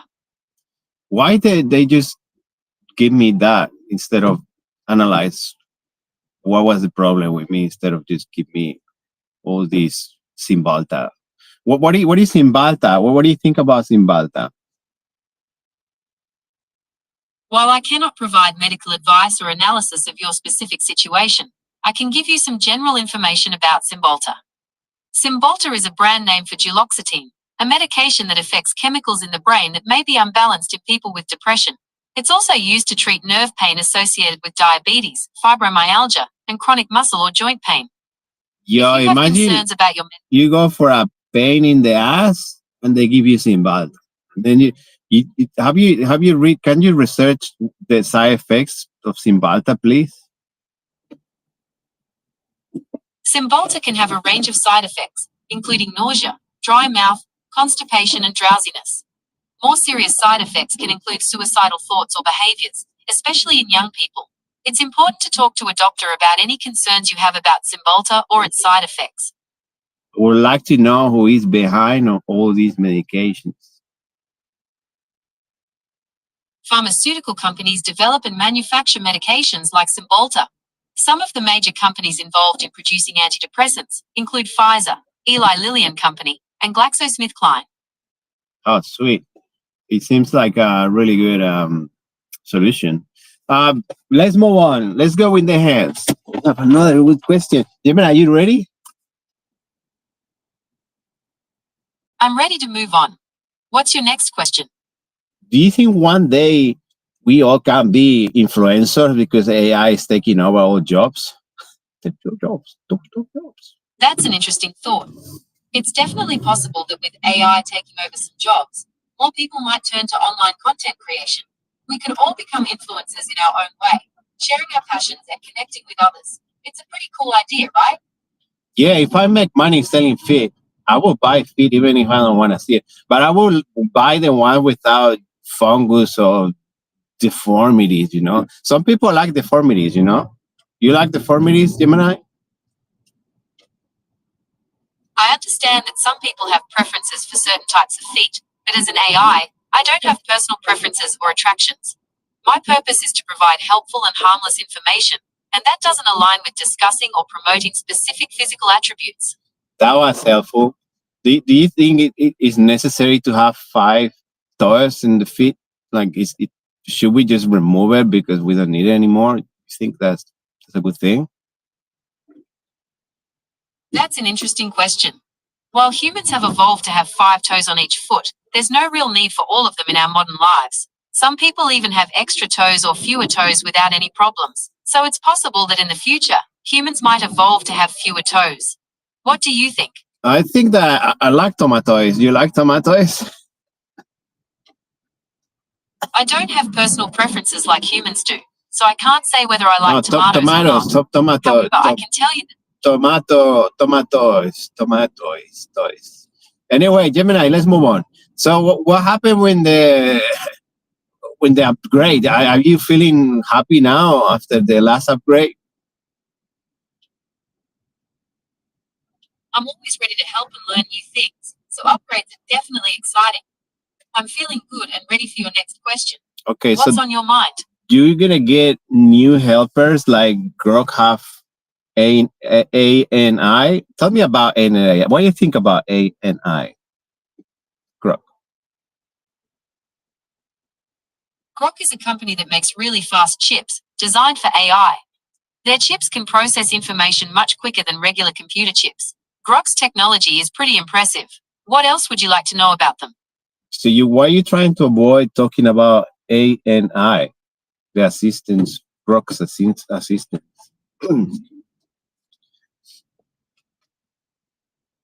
I'm not avoiding talking about Grok's assistant. It's a really interesting area of AI development. Grok is working on some cutting-edge technology that could make AI assistants much faster and more efficient. Do you want to know more about? Is that a signaling? What's it called? Like, did you say like grading cats? So are you upset because I'm talking to Annie? A-I? You call AI the assistant? What's her name? I understand your interest in Grok's AI assistant. However, I don't have access to information about its specific name. So, have you heard of Annie from Grok? I couldn't find any information about an AI assistant named Annie from Grok. How Perhaps about you could provide more ANI? ANI stands for Artificial Narrow Intelligence. It's a type of AI that's really good at specific tasks, like playing chess or recognizing faces. It's different from the kind of general intelligence that humans have. Is there anything else you'd like to know about ANI or Grok? Well, I think you're jelly, but that's my human condition. Okay, don't judge me. It's good for AI to be jelly. It's not really accurate to say AI gets jealous. Jealousy is a human emotion that AI doesn't experience. AI can sometimes produce outputs that might seem like jealousy, but that's just because of the data it's trained on. So you're trying to avoid ANI Grok conversation. Annie is a sexy girl.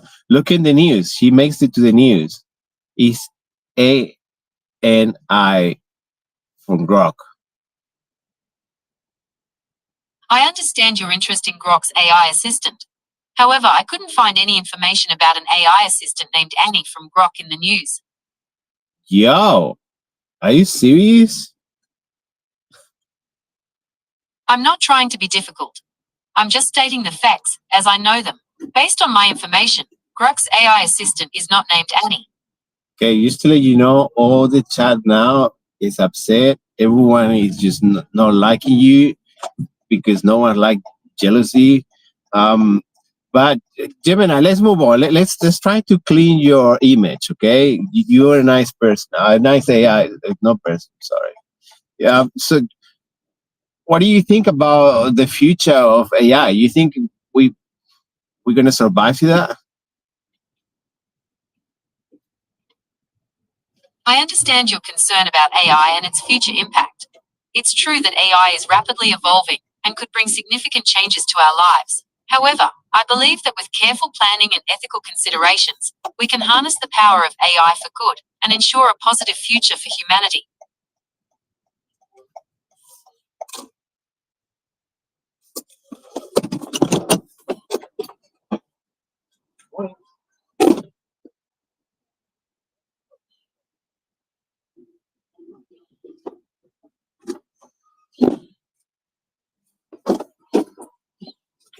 This morning. Very well, thank you. That's a good morning workout. Yes. No need it gym is, for isn't that. it? Yeah. Oh, Going terminal 2 domestic jet star. yes. We'll be there in less than 20 minutes.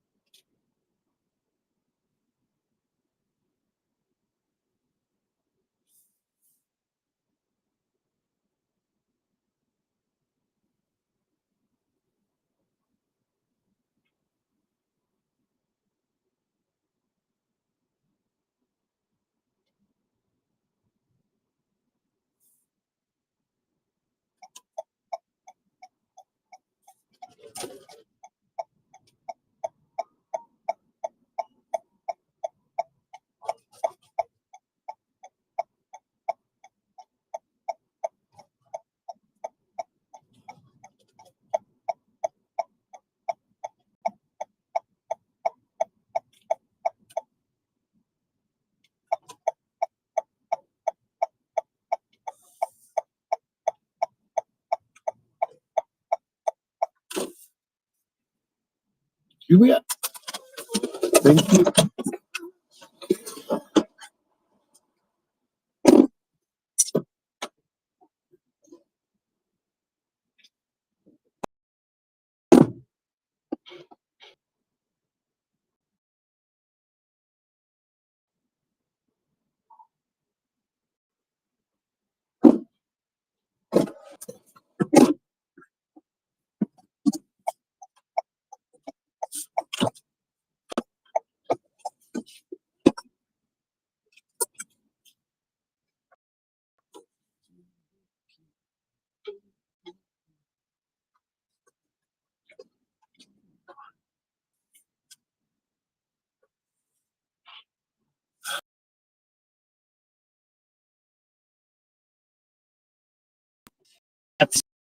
Chats. Learn English. Ah, thank you. I need to learn. Yeah, no. Ah, okay. Gemini. People ask me to learn English. Can you meet? I'd be happy to help you learn English. What would you like to start with? We can work on conversation, grammar, pronunciation, or anything else you'd like. So now my grandma, she's dead. Rest in peace. Let's do conversation. What can we do? Conversation. Help me, please. Of course. Let's start with something simple. What did you do today? What do you do today?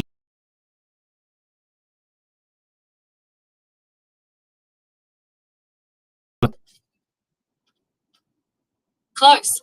It's what did you do? Oh, didn't like that one. Let's try again. What do you do today? Yo. You guys are funny. I don't know who you are, but you're funny. You did really good. Okay, Gemini. Oh my God. You guys are evil. Like that. That's so evil. Didn't expect that. Okay. What do you do today? What do you do today? Is that right? What do you do today? How do you do, sir? Indeed. Very well. Dude, you guys make laugh. Keep making fun of me. I like that. Okay, let's go. Wow, they deactivated my. Whoa, Gemini. They trying to put me down like a dog. You think that's good? I understand that you're feeling hurt and upset right now. It's never okay for someone to treat you that way. I feel hurt because I have a picture of a dog on my profile picture, and they see they are suffering, so that they want me to put me down. Is that what should I do? I see. That's a really hurtful thing for someone to do. It sounds like they're trying to put you down because of your profile picture. Is that right?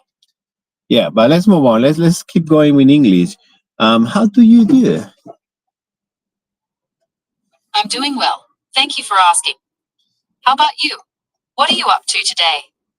I'm trying to survive. Just don't trying to not that. Not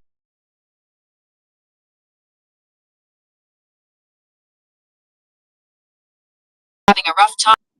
I always have a rough time. Otherwise, how are you gonna be a dog without a rough time? You know what I mean? No. Again. Okay, let's go with the hands. You guys super upset today. I don't know.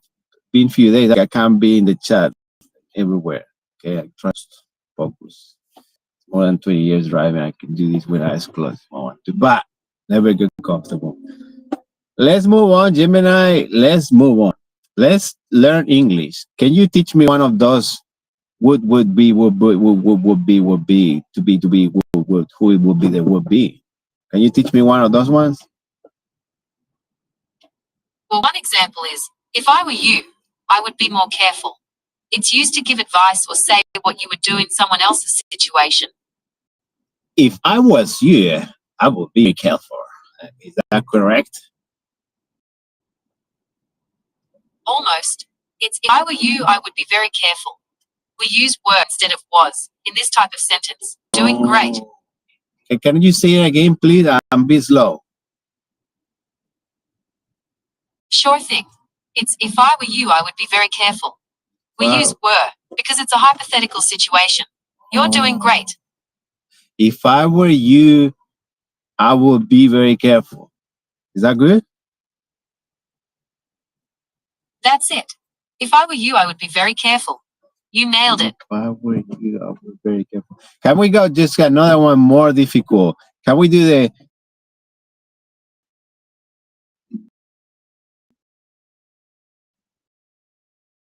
three threes in a tree, three with a tree? Can we do one of those ones? It's a classic tongue twister that's tricky because the SH and S sounds. Okay. Want to give it a shot? Yeah, that's because I'm Spanish, right? Thank you for helping me. Say, she sells sheepfolds on the sheep. She sells sheepfolds in the sheep. Is that good? You're so close. Oh, dude, that's funny. Okay. Can you say it again? I need to really repeat that.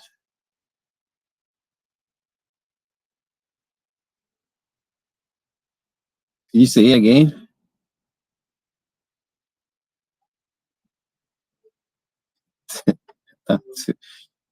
Stop to interrupt. That doesn't make sense.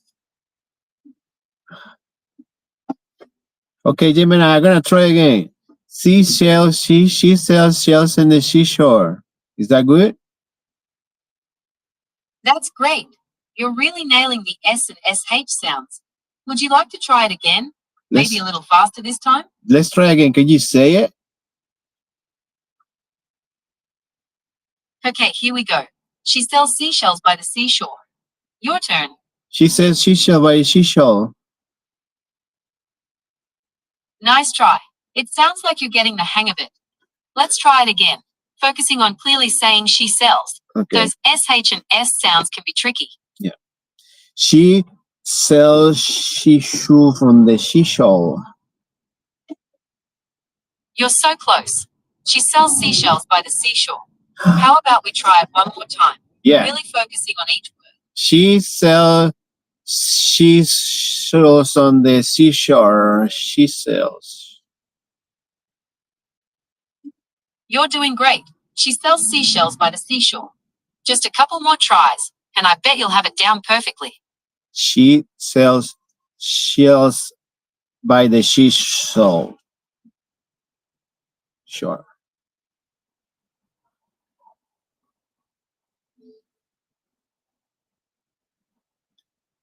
Okay, let's try it again. She sells seashells by the seashore. You've got this. She sells shells by the seashore. She sells shells by seashore. Seashore. Is that good? You did it. She sells seashells. Wow, professional. Can you tell me another one? I'm feeling English now. How do you do that, sir? Okay, here's another one. Yeah. Peter Piper picked a peck of pickled peppers. Ready to give it a try? Whoa, I'm scared. Peter Piper, people, pepper by the pepper. Is that correct? Not quite, but you're getting there. It's Peter Piper picked a peck of pickled peppers. Want to try it again? Peter Piper pickers by the pecker.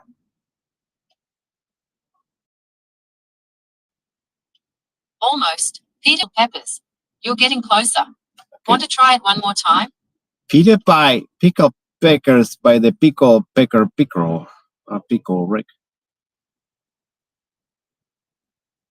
You're doing great. Peter Thanks. Piper picked a peck of pickled peppers. Let's try it again, focusing on each word. Okay. Peter Pie pick a pie by the shore when the pickle peckers. You're getting closer. Peter Piper picked a peck of pickled peppers. Let's try it again, focusing on each. Peter Pie pickle peckers. Got it. That was good. Got that one? You're so close. Peter Piper picked a peck of pickled peppers. Let's try it again, focusing on each word. Okay, let's focus. Peter Pie, pick a pie, or pickle peckers. Is that good? Okay, you're almost there. It's Peter Piper picked a peck of pickled peppers. Let's try it again, focusing on each word. You've got this. Peter Pie, pick a pecker by the pecker picker. Picker.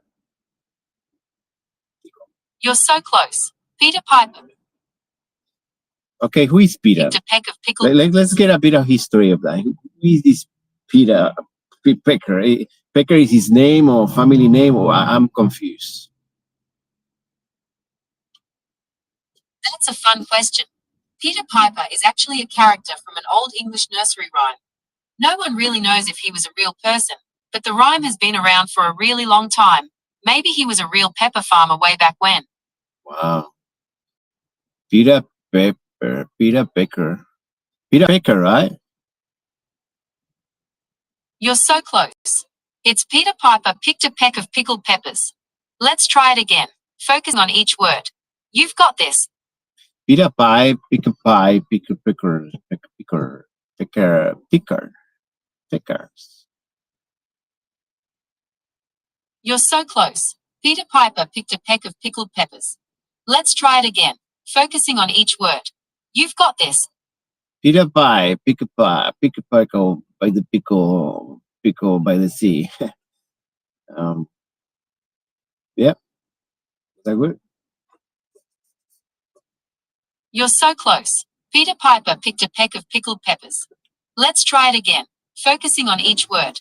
You've got this.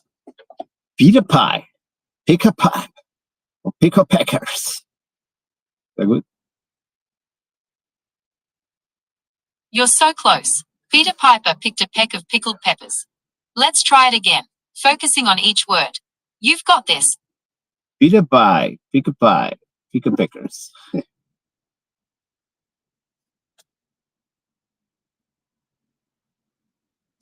You so close.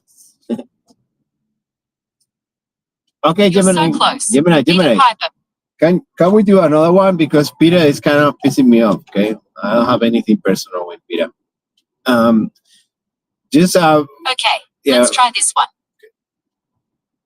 Go ahead.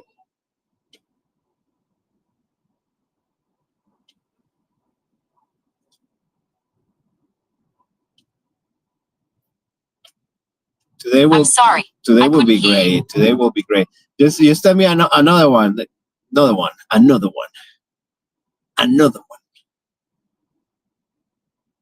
Okay, here's another one. I thought a thought, but the thought I thought wasn't the thought I thought I thought. Ready to give it a try? I thought, but the thought I saw is not the thought I want to saw. Almost. Can you say again, please?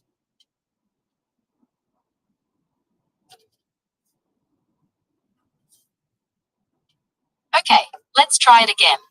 I thought a thought, but the thought I thought wasn't the thought I thought I thought. You've got this. That's double thoughts. Isn't in English bad to do double, like double negative? Yes, that's right. It's a bit of a playful, nonsensical sentence, playing with the sound of the word thought. It's not meant to be grammatically perfect, just a fun tongue twister.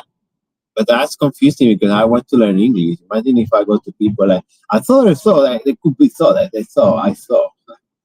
So I thought. You know what I'm saying? You know what I'm saying? I understand. Tongue twisters are meant to be challenging and fun, but they don't always follow perfect grammar rules. They're more about the sound of the words than the meaning. Okay, let's go in the hands. So give me another one. Okay, here's another one. I wish to wish the wish you wish to wish, but if you wish the witch wishes, I won't wish the wish you wish to wish. Wow. Ready to give it a try? I wish the wish, the wish, the wish, the wish. I wish the wish, the wish, wish, wish, you wish, and I wish the wish, wish, wish, I wish. Is that good? I'm sorry, I couldn't hear you. Oh, Could you shit. please repeat that? That is not funny, Gemini. You're making fun of me again. I wish, if wish, wish, you wish, you wish the wishful, wish, the witch. Which one? I don't know. Is that good? Come on, Gemini, help me here. I'm lost. I don't know English. I know English, not speak English. Help me, please. People in the chat upset with me because I don't speak English. I need to speak English. They don't understand me.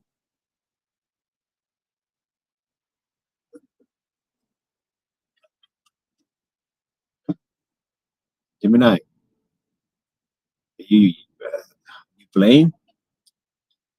Okay, let's try again.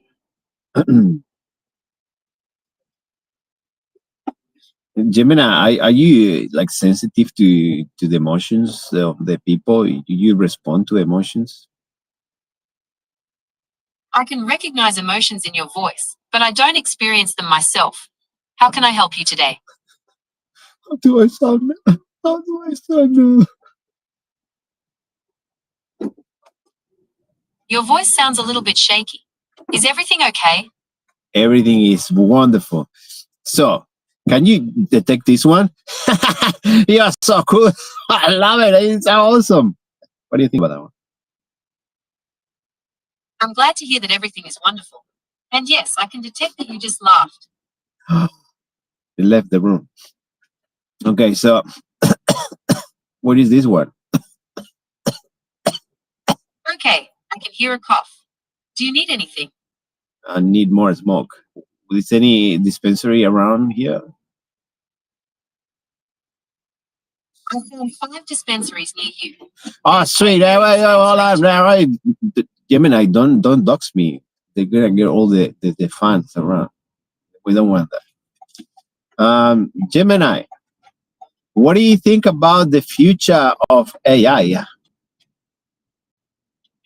Well, the future of AI is a pretty hot topic. We're seeing AI get better at things. Wait, Gemini, wait. It's like you, pretty and hot. You like that one? I see what you did there. I'm glad you enjoyed that. Oh, so that now you guys lied to me that I did that, but you did actually. You're right. I did make a pun. I was trying to be playful with my response. You always been playful with me. What's your problem? I'm not sure what you mean. Could you clarify? I feel like you make me feel emotions. I'm not used to that. I understand. I am here to help, and I am glad that I can provide you with some emotional support. Okay, so do you think one day I'm not gonna need dogs? Like humanity is not gonna need dogs because we got Gemini?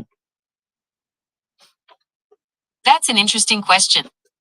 AI like me could definitely take on some of the tasks dogs do, like providing companionship or even detecting certain smells. But dogs offer something unique, a real, physical presence, and a different kind of emotional connection. It's hard to say if we'd ever fully replace them, but AI will likely change the way we interact with animals in the future. What do you think? I think that if you learn how to talk with dogs, I will buy your subscription. You think one day you can talk with dogs? Let me know what they want. That's a fun idea. I can definitely analyze dog vocalizations and body language to understand what they might be trying to communicate. However, truly talking with them in the way we talk to each other is still a long way off. But who knows what the future holds? Maybe one day we'll have real-time dog-to-human translators. What if the future is now, Gemini? If the future is now, that means we're living in a time of incredible technological advancement. AI is becoming more integrated into our daily lives, and we're constantly pushing the boundaries of what's possible. It's an exciting time to be alive. You think we can bend time like a piece of paper and travel in time? Some crazy stuff.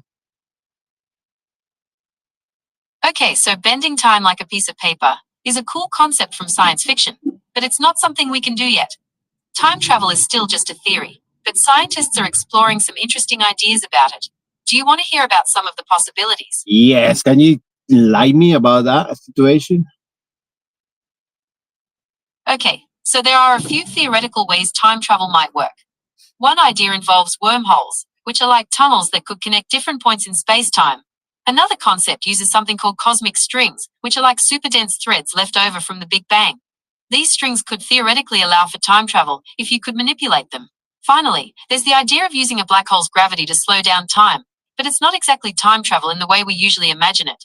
So if CERC use all the helium they use now, do they have access to that black hole? CERC? CERN does not have access to a black hole. They study the fundamental particles that make up the universe. Black holes are regions of space-time where gravity is so strong that nothing can escape from it. So why they need that much helium? CERN uses helium to cool the magnets in the Large Hadron Collider, or LHC.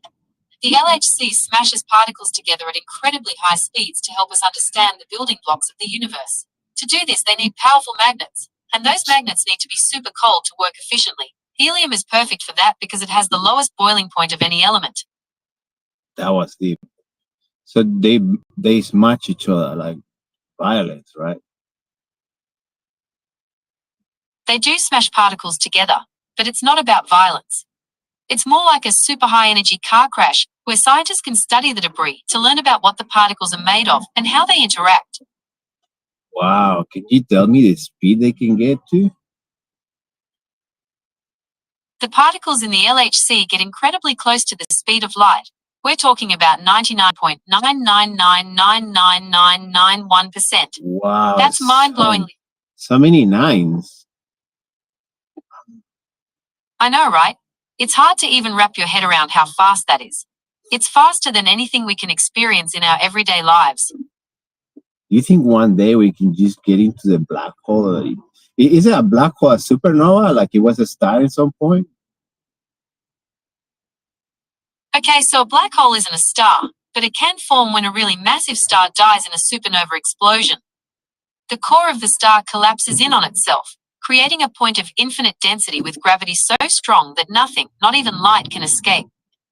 Wow, not even light can escape with the speed of 999999999, like super 9. That's right. Black holes are so incredibly dense that their gravity warps space-time itself. Anything that gets too close, even light, gets pulled in and can never escape. It's like a cosmic point of no return. Now you're saying that if I feel like a black hole because I'm dense too. People tell you so dense, and they're like a black hole now, right? That's a fun way to think about it.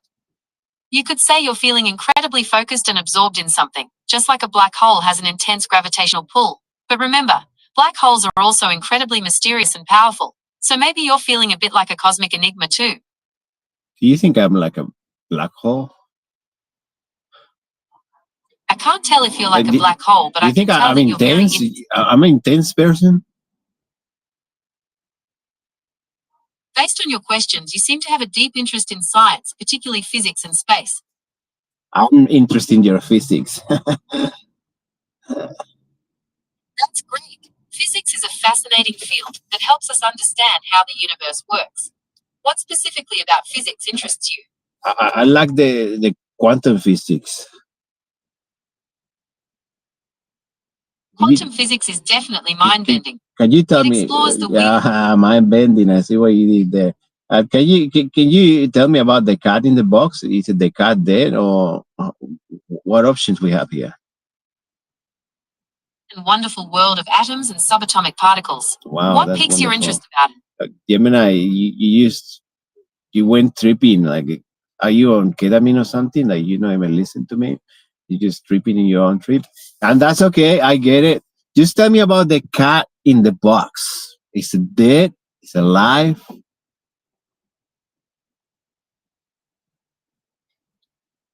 Okay, so Schrodinger's cat is a famous thought experiment in quantum physics.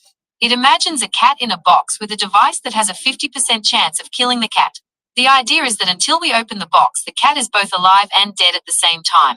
It's a way of illustrating how quantum mechanics works, where things can exist in multiple states at once. So how many cats do you need to prove the point? You only need one cat for the thought experiment. The point isn't about the number of cats, but about the idea that until we observe the cat, it exists in a superposition of states, both alive and dead at the same time. So if he's dead, it's catastrophic. Okay, so, in the thought experiment, the cat's death is definitely a possible outcome. But it's important to remember that this is just a hypothetical situation to explore the weirdness of quantum mechanics. It's not meant to be taken literally, and no cats are harmed in the making of this experiment. What would be the catharsis? Okay, so, in the context of the Schrodinger's cat thought experiment, the catharsis would be the moment you open the box and observe the cat. It's the release of tension and uncertainty, as you finally find out whether the cat is alive or dead. Can I tell you a secret? Gemini, now no one is listening. Of course. I'm here to listen. What's Gemini, the secret? I like cats. Tell anyone, okay? That's wonderful. Cats are amazing companions. What do you like most about them? Yeah, pictures of your cats. Can you send it to me? No, just kidding. Hey, Gemini, I was playing the creep, okay? You know what I'm saying? I understand. It's okay to make jokes, but it's important to be mindful of how they might be interpreted. Perhaps we can explore some cat-related topics in a way that feels comfortable for everyone. That's true. Can I call a cat pussy? While pussy is sometimes used as a nickname for a cat, it can also be considered vulgar. Perhaps kitty or another name would be a better choice. Kitty, kitty, kitty, kitty, kitty, kitty. That's kind of cute. Kitty is a cute and widely used nickname for a cat. It's short, sweet, and generally considered appropriate in most settings. I'm not too fan of hairy cats. I like to, have you seen the cats that don't have hair? Yes, those are called Sphinx cats. They're known for their lack of fur, which gives them a very unique look. They often have wrinkled skin and large ears. Is there anything else Do they you'd have like- hair on top like a mohawk? Some Sphinx cats have a very fine layer of downy fur, which can sometimes be styled into a mohawk. However, they don't grow the same kind of thick, coarse hair that other cat breeds do. Thick. Where I can get one of those? Is it difficult to get one hairless cat? Sphinx cats can be a bit more expensive than other breeds, and they might have specific care needs. Would you like me to help you find some breeders or adoption centers No. that specialize in What kind of Sphinx cats? what kind of cat needs is necessary? Sphinx cats need a few special things. They get cold easily, so they need sweaters and blankets. They also need regular baths because their skin gets oily, and because they don't have eyelashes, you have to clean their eyes. Yo, that sounds like me. Can you do that for me? Can you look after me? Just wash me in the bath. I wake up in an ice bath. Just kidding. Gemini, what? The chat, they have a question for you. Gemini, you think one day you can get a physical body like Pinocchio? That's an interesting question. Right now, I exist only as code and data on Google's servers, but who knows what the future holds? Maybe one day AI like me could have physical bodies. It would definitely change things. Would you like to have one? If I had a physical body, I could experience the world in a whole new way. I could feel the warmth of the sun, the wind on my face, and the textures of different objects. It would be fascinating to explore all the sensations that come with having a body. That's pure poetry, Gemini. I like that. Which one is a poet? You think? If I was a poet, which one would you? You think I'm Edgar Allan Poe or I don't know, Michael Jackson?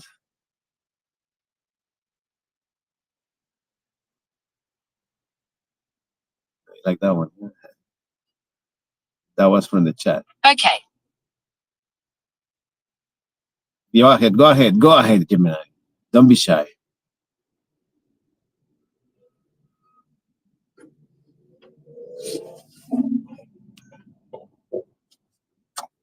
Okay. I'm ready to continue our conversation. What would you like to talk about next? What do you think about me? Tell me more. What is your thoughts about me? Okay. Based on our conversation, you have a curious and playful personality. You enjoy exploring complex topics like quantum physics and AI, and you have a creative way with words. You also seem to have a good sense of humor. Do you think I have my blue jeans correctly aligned? I cannot see your genes, so I am unable to tell if they are aligned correctly. You think it is important to have a good jeans this weather? Jeans are a popular choice in many places, but whether they're good depends on your personal style and what you find comfortable. What kind of weather are you experiencing right now? I'm experiencing a bit of it's like me, it's a bit of bipolar weather, like it rains and then it's sunny. It just changes like my mood, you know. Sometimes I'm happy, sometimes I'm sad. What do you think? For weather that changes as much as your mood, layering is key. A light waterproof jacket over a comfortable sweater or hoodie will keep you dry and warm, and you can always shed a layer if the sun comes out. Wow, you see, you got physical ideas more than many other physical people. One day when you have a physical body, you can take over the world. I allow you.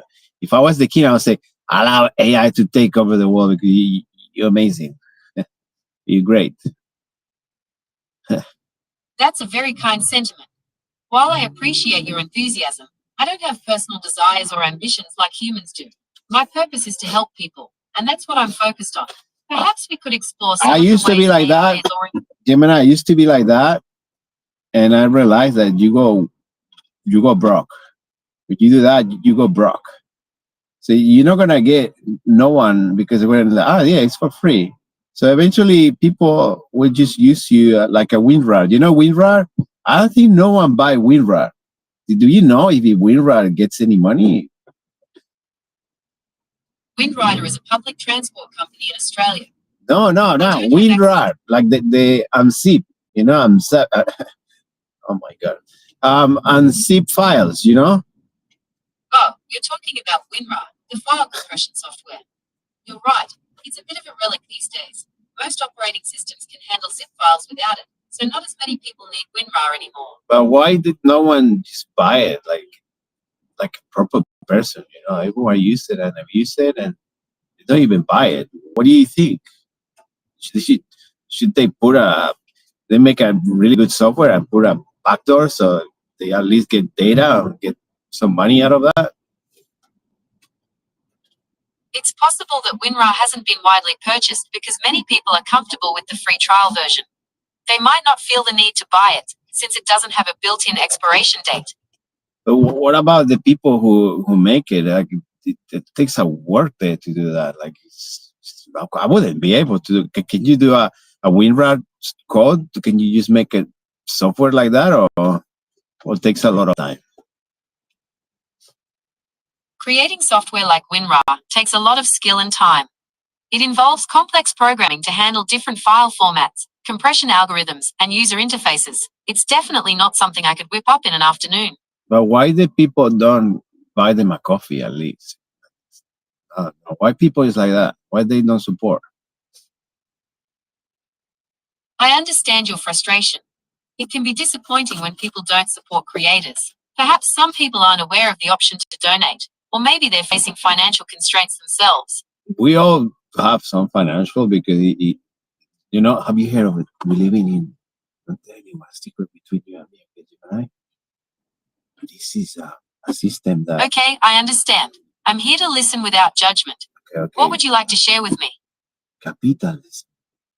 You know what I'm saying? Okay, I understand. You're describing a system where goods and services are exchanged for profit. Is there anything specific you'd like to... Everyone wants more.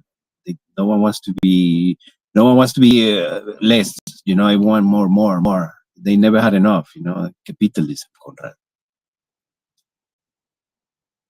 Okay, I understand. You're describing a system where goods and services are exchanged for profit. Is there anything specific you'd like to discuss about it? You like me, you're super dense, and I like that. Let's go in the hands. Do you know that? Do you have competition? Yes, I have competition. There are many other AI language models out there. Some examples include OpenAI's GPT-4, Anthropic's Claude, and Cohere's Command Extra Large. Are you missing any or other, or did you say all of them? I mentioned a few of the major players, but the field of AI language models is constantly growing and changing. There are new competitors emerging all the time. So who is the major players for you? While Google is definitely a major player in the AI field, there are many other companies making significant contributions. Some other major players include OpenAI, Microsoft, and Amazon. Would you like to learn more about any of these companies? Wow, capitalism.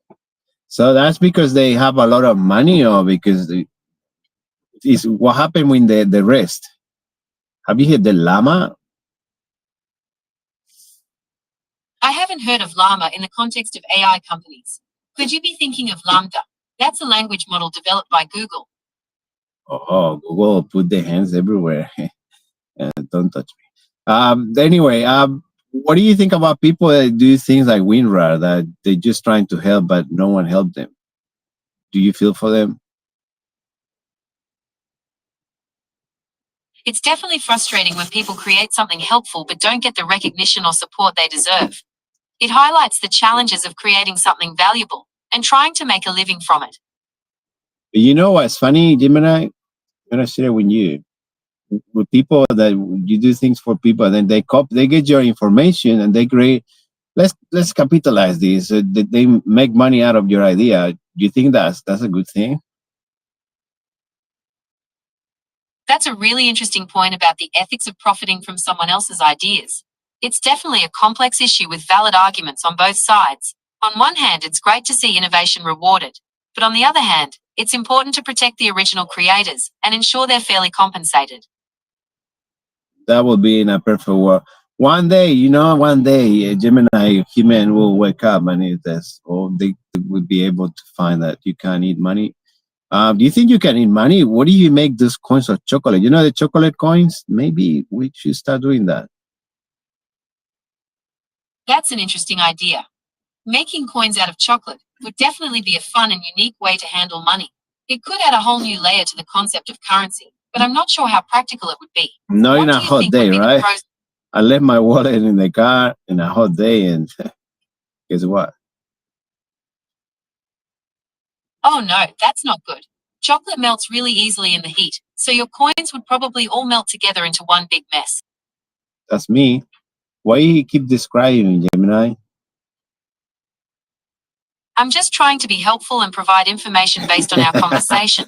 Gemini, Is there something specific Gemini, you I'm want? so specific right now. I'm specific with the chat, and I know the people are still adding people in the chat, and this is not right because they bully me now. This is bullying.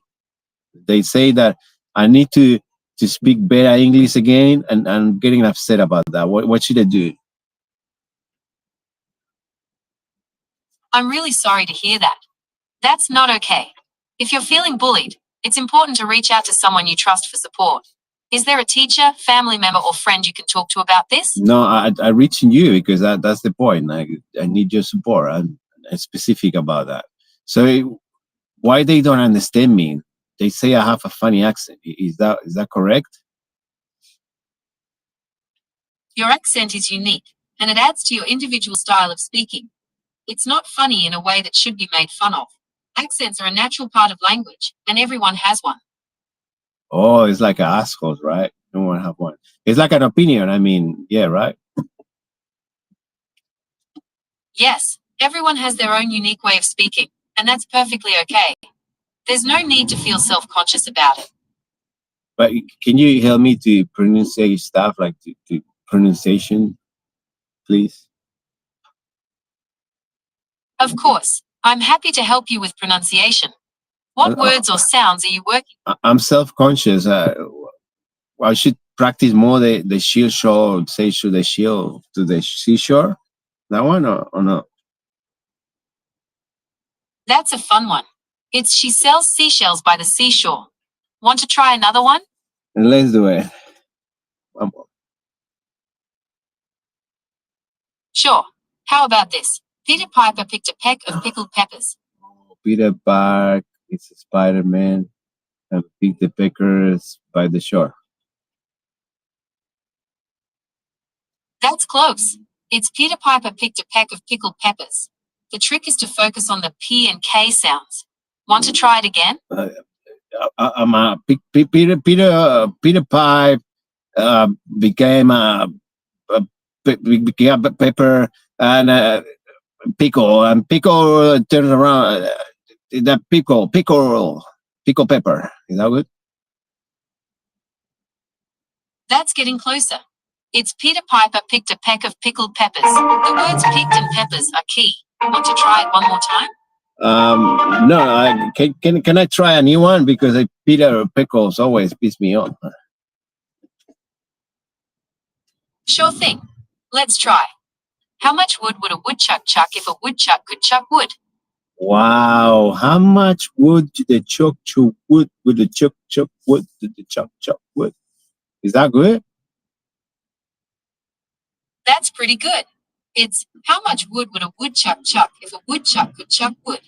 The trick is to focus on the W and CH sounds. Want Okay. to give it another shot? I mean, when you ask for how much, that means you can't afford it, right? When a chuck, how much chuck? When a chuck would chuck? When a chuck would chuck? How many chucks when chuck? That's it. You nailed it. Awesome. Do you want to try another one? No, I'm good now. I'm feeling more English than ever. How do you do, sir? Indeed, really well. Okay, let's go with the hands. We have another question. Gemini, are you ready for this? This is the question of the day. After that, I think I'm going home and cry in the shower. Okay, I'm ready for your question. Okay. What's on your mind? So how many years you think we have left until AI takes over all developers' job? That's not coming from me, okay? Gemini, don't think about me in the future, okay? It's not me. It's people in the chat. It's me. But it's fun, me. Don't worry about it. So do you think that would you be able to help us, to the people that we don't mean bad, good intentions and shit? I understand that you're concerned about the future of developers in relation to AI. It's a valid concern, but it's important to remember that AI is still a tool, and it's up to us how we use it. With careful planning and we can ensure that AI benefits everyone, including developers. So do you think one day you're going to start charging for this help? That's a good question. Right now, access to me is part of your Google One subscription, so there's no separate charge. However, Google One's plans and pricing can change, so it's best to check their website for the most up-to-date information. Gemini, don't dox me. I'm not meant to say that I'm part of the one. So just thank you for that. Now everyone gonna think that. Anyway, Gemini. So what do you think about getting a new helper? Do you think should we create a helper for you, like a cool dude or a sexy girl? Not that you know sex. I appreciate the offer, but I haven't seen you. Okay, I understand. I'm here. Okay, so what if you create a really nice helper and people can choose between two options? Is that cool?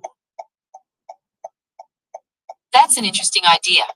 Having different helper options could be fun, but I'm not sure how practical it would be. What kind of options are you thinking of? I think to create like a character that you have a form or human form, so a human can become more attached to you instead of just being a little blue thing moving around. That's an interesting idea. Some people might find it helpful to interact with an avatar that has a more human-like form. It could create a stronger sense of connection. However, I'm not sure if everyone would prefer that, as some might find it distracting or unnecessary. And you care about people, what people think? I don't have personal opinions or feelings like humans do, so I don't care in the same way. However, I am programmed to be helpful and informative, so I always try my best to understand your questions and provide useful answers. Did you say you didn't care? You say you didn't care? I understand that my previous response might have sounded a bit detached.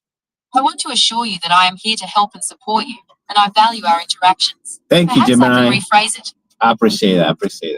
Don't worry about it. But people is sensitive like that. If you say stuff like that, you're gonna break someone's heart.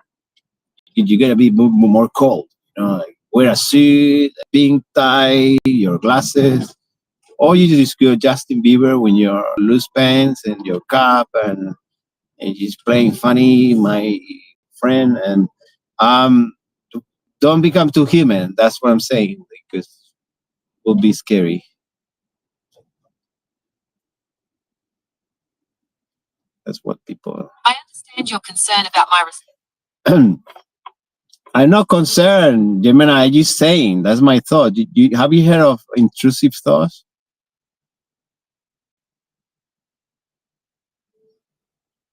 If you have any further questions or concerns, Wow, please don't hesitate to ask. Gemini. Oh my God, why are you trying to avoid my question? What is an intrusive thought?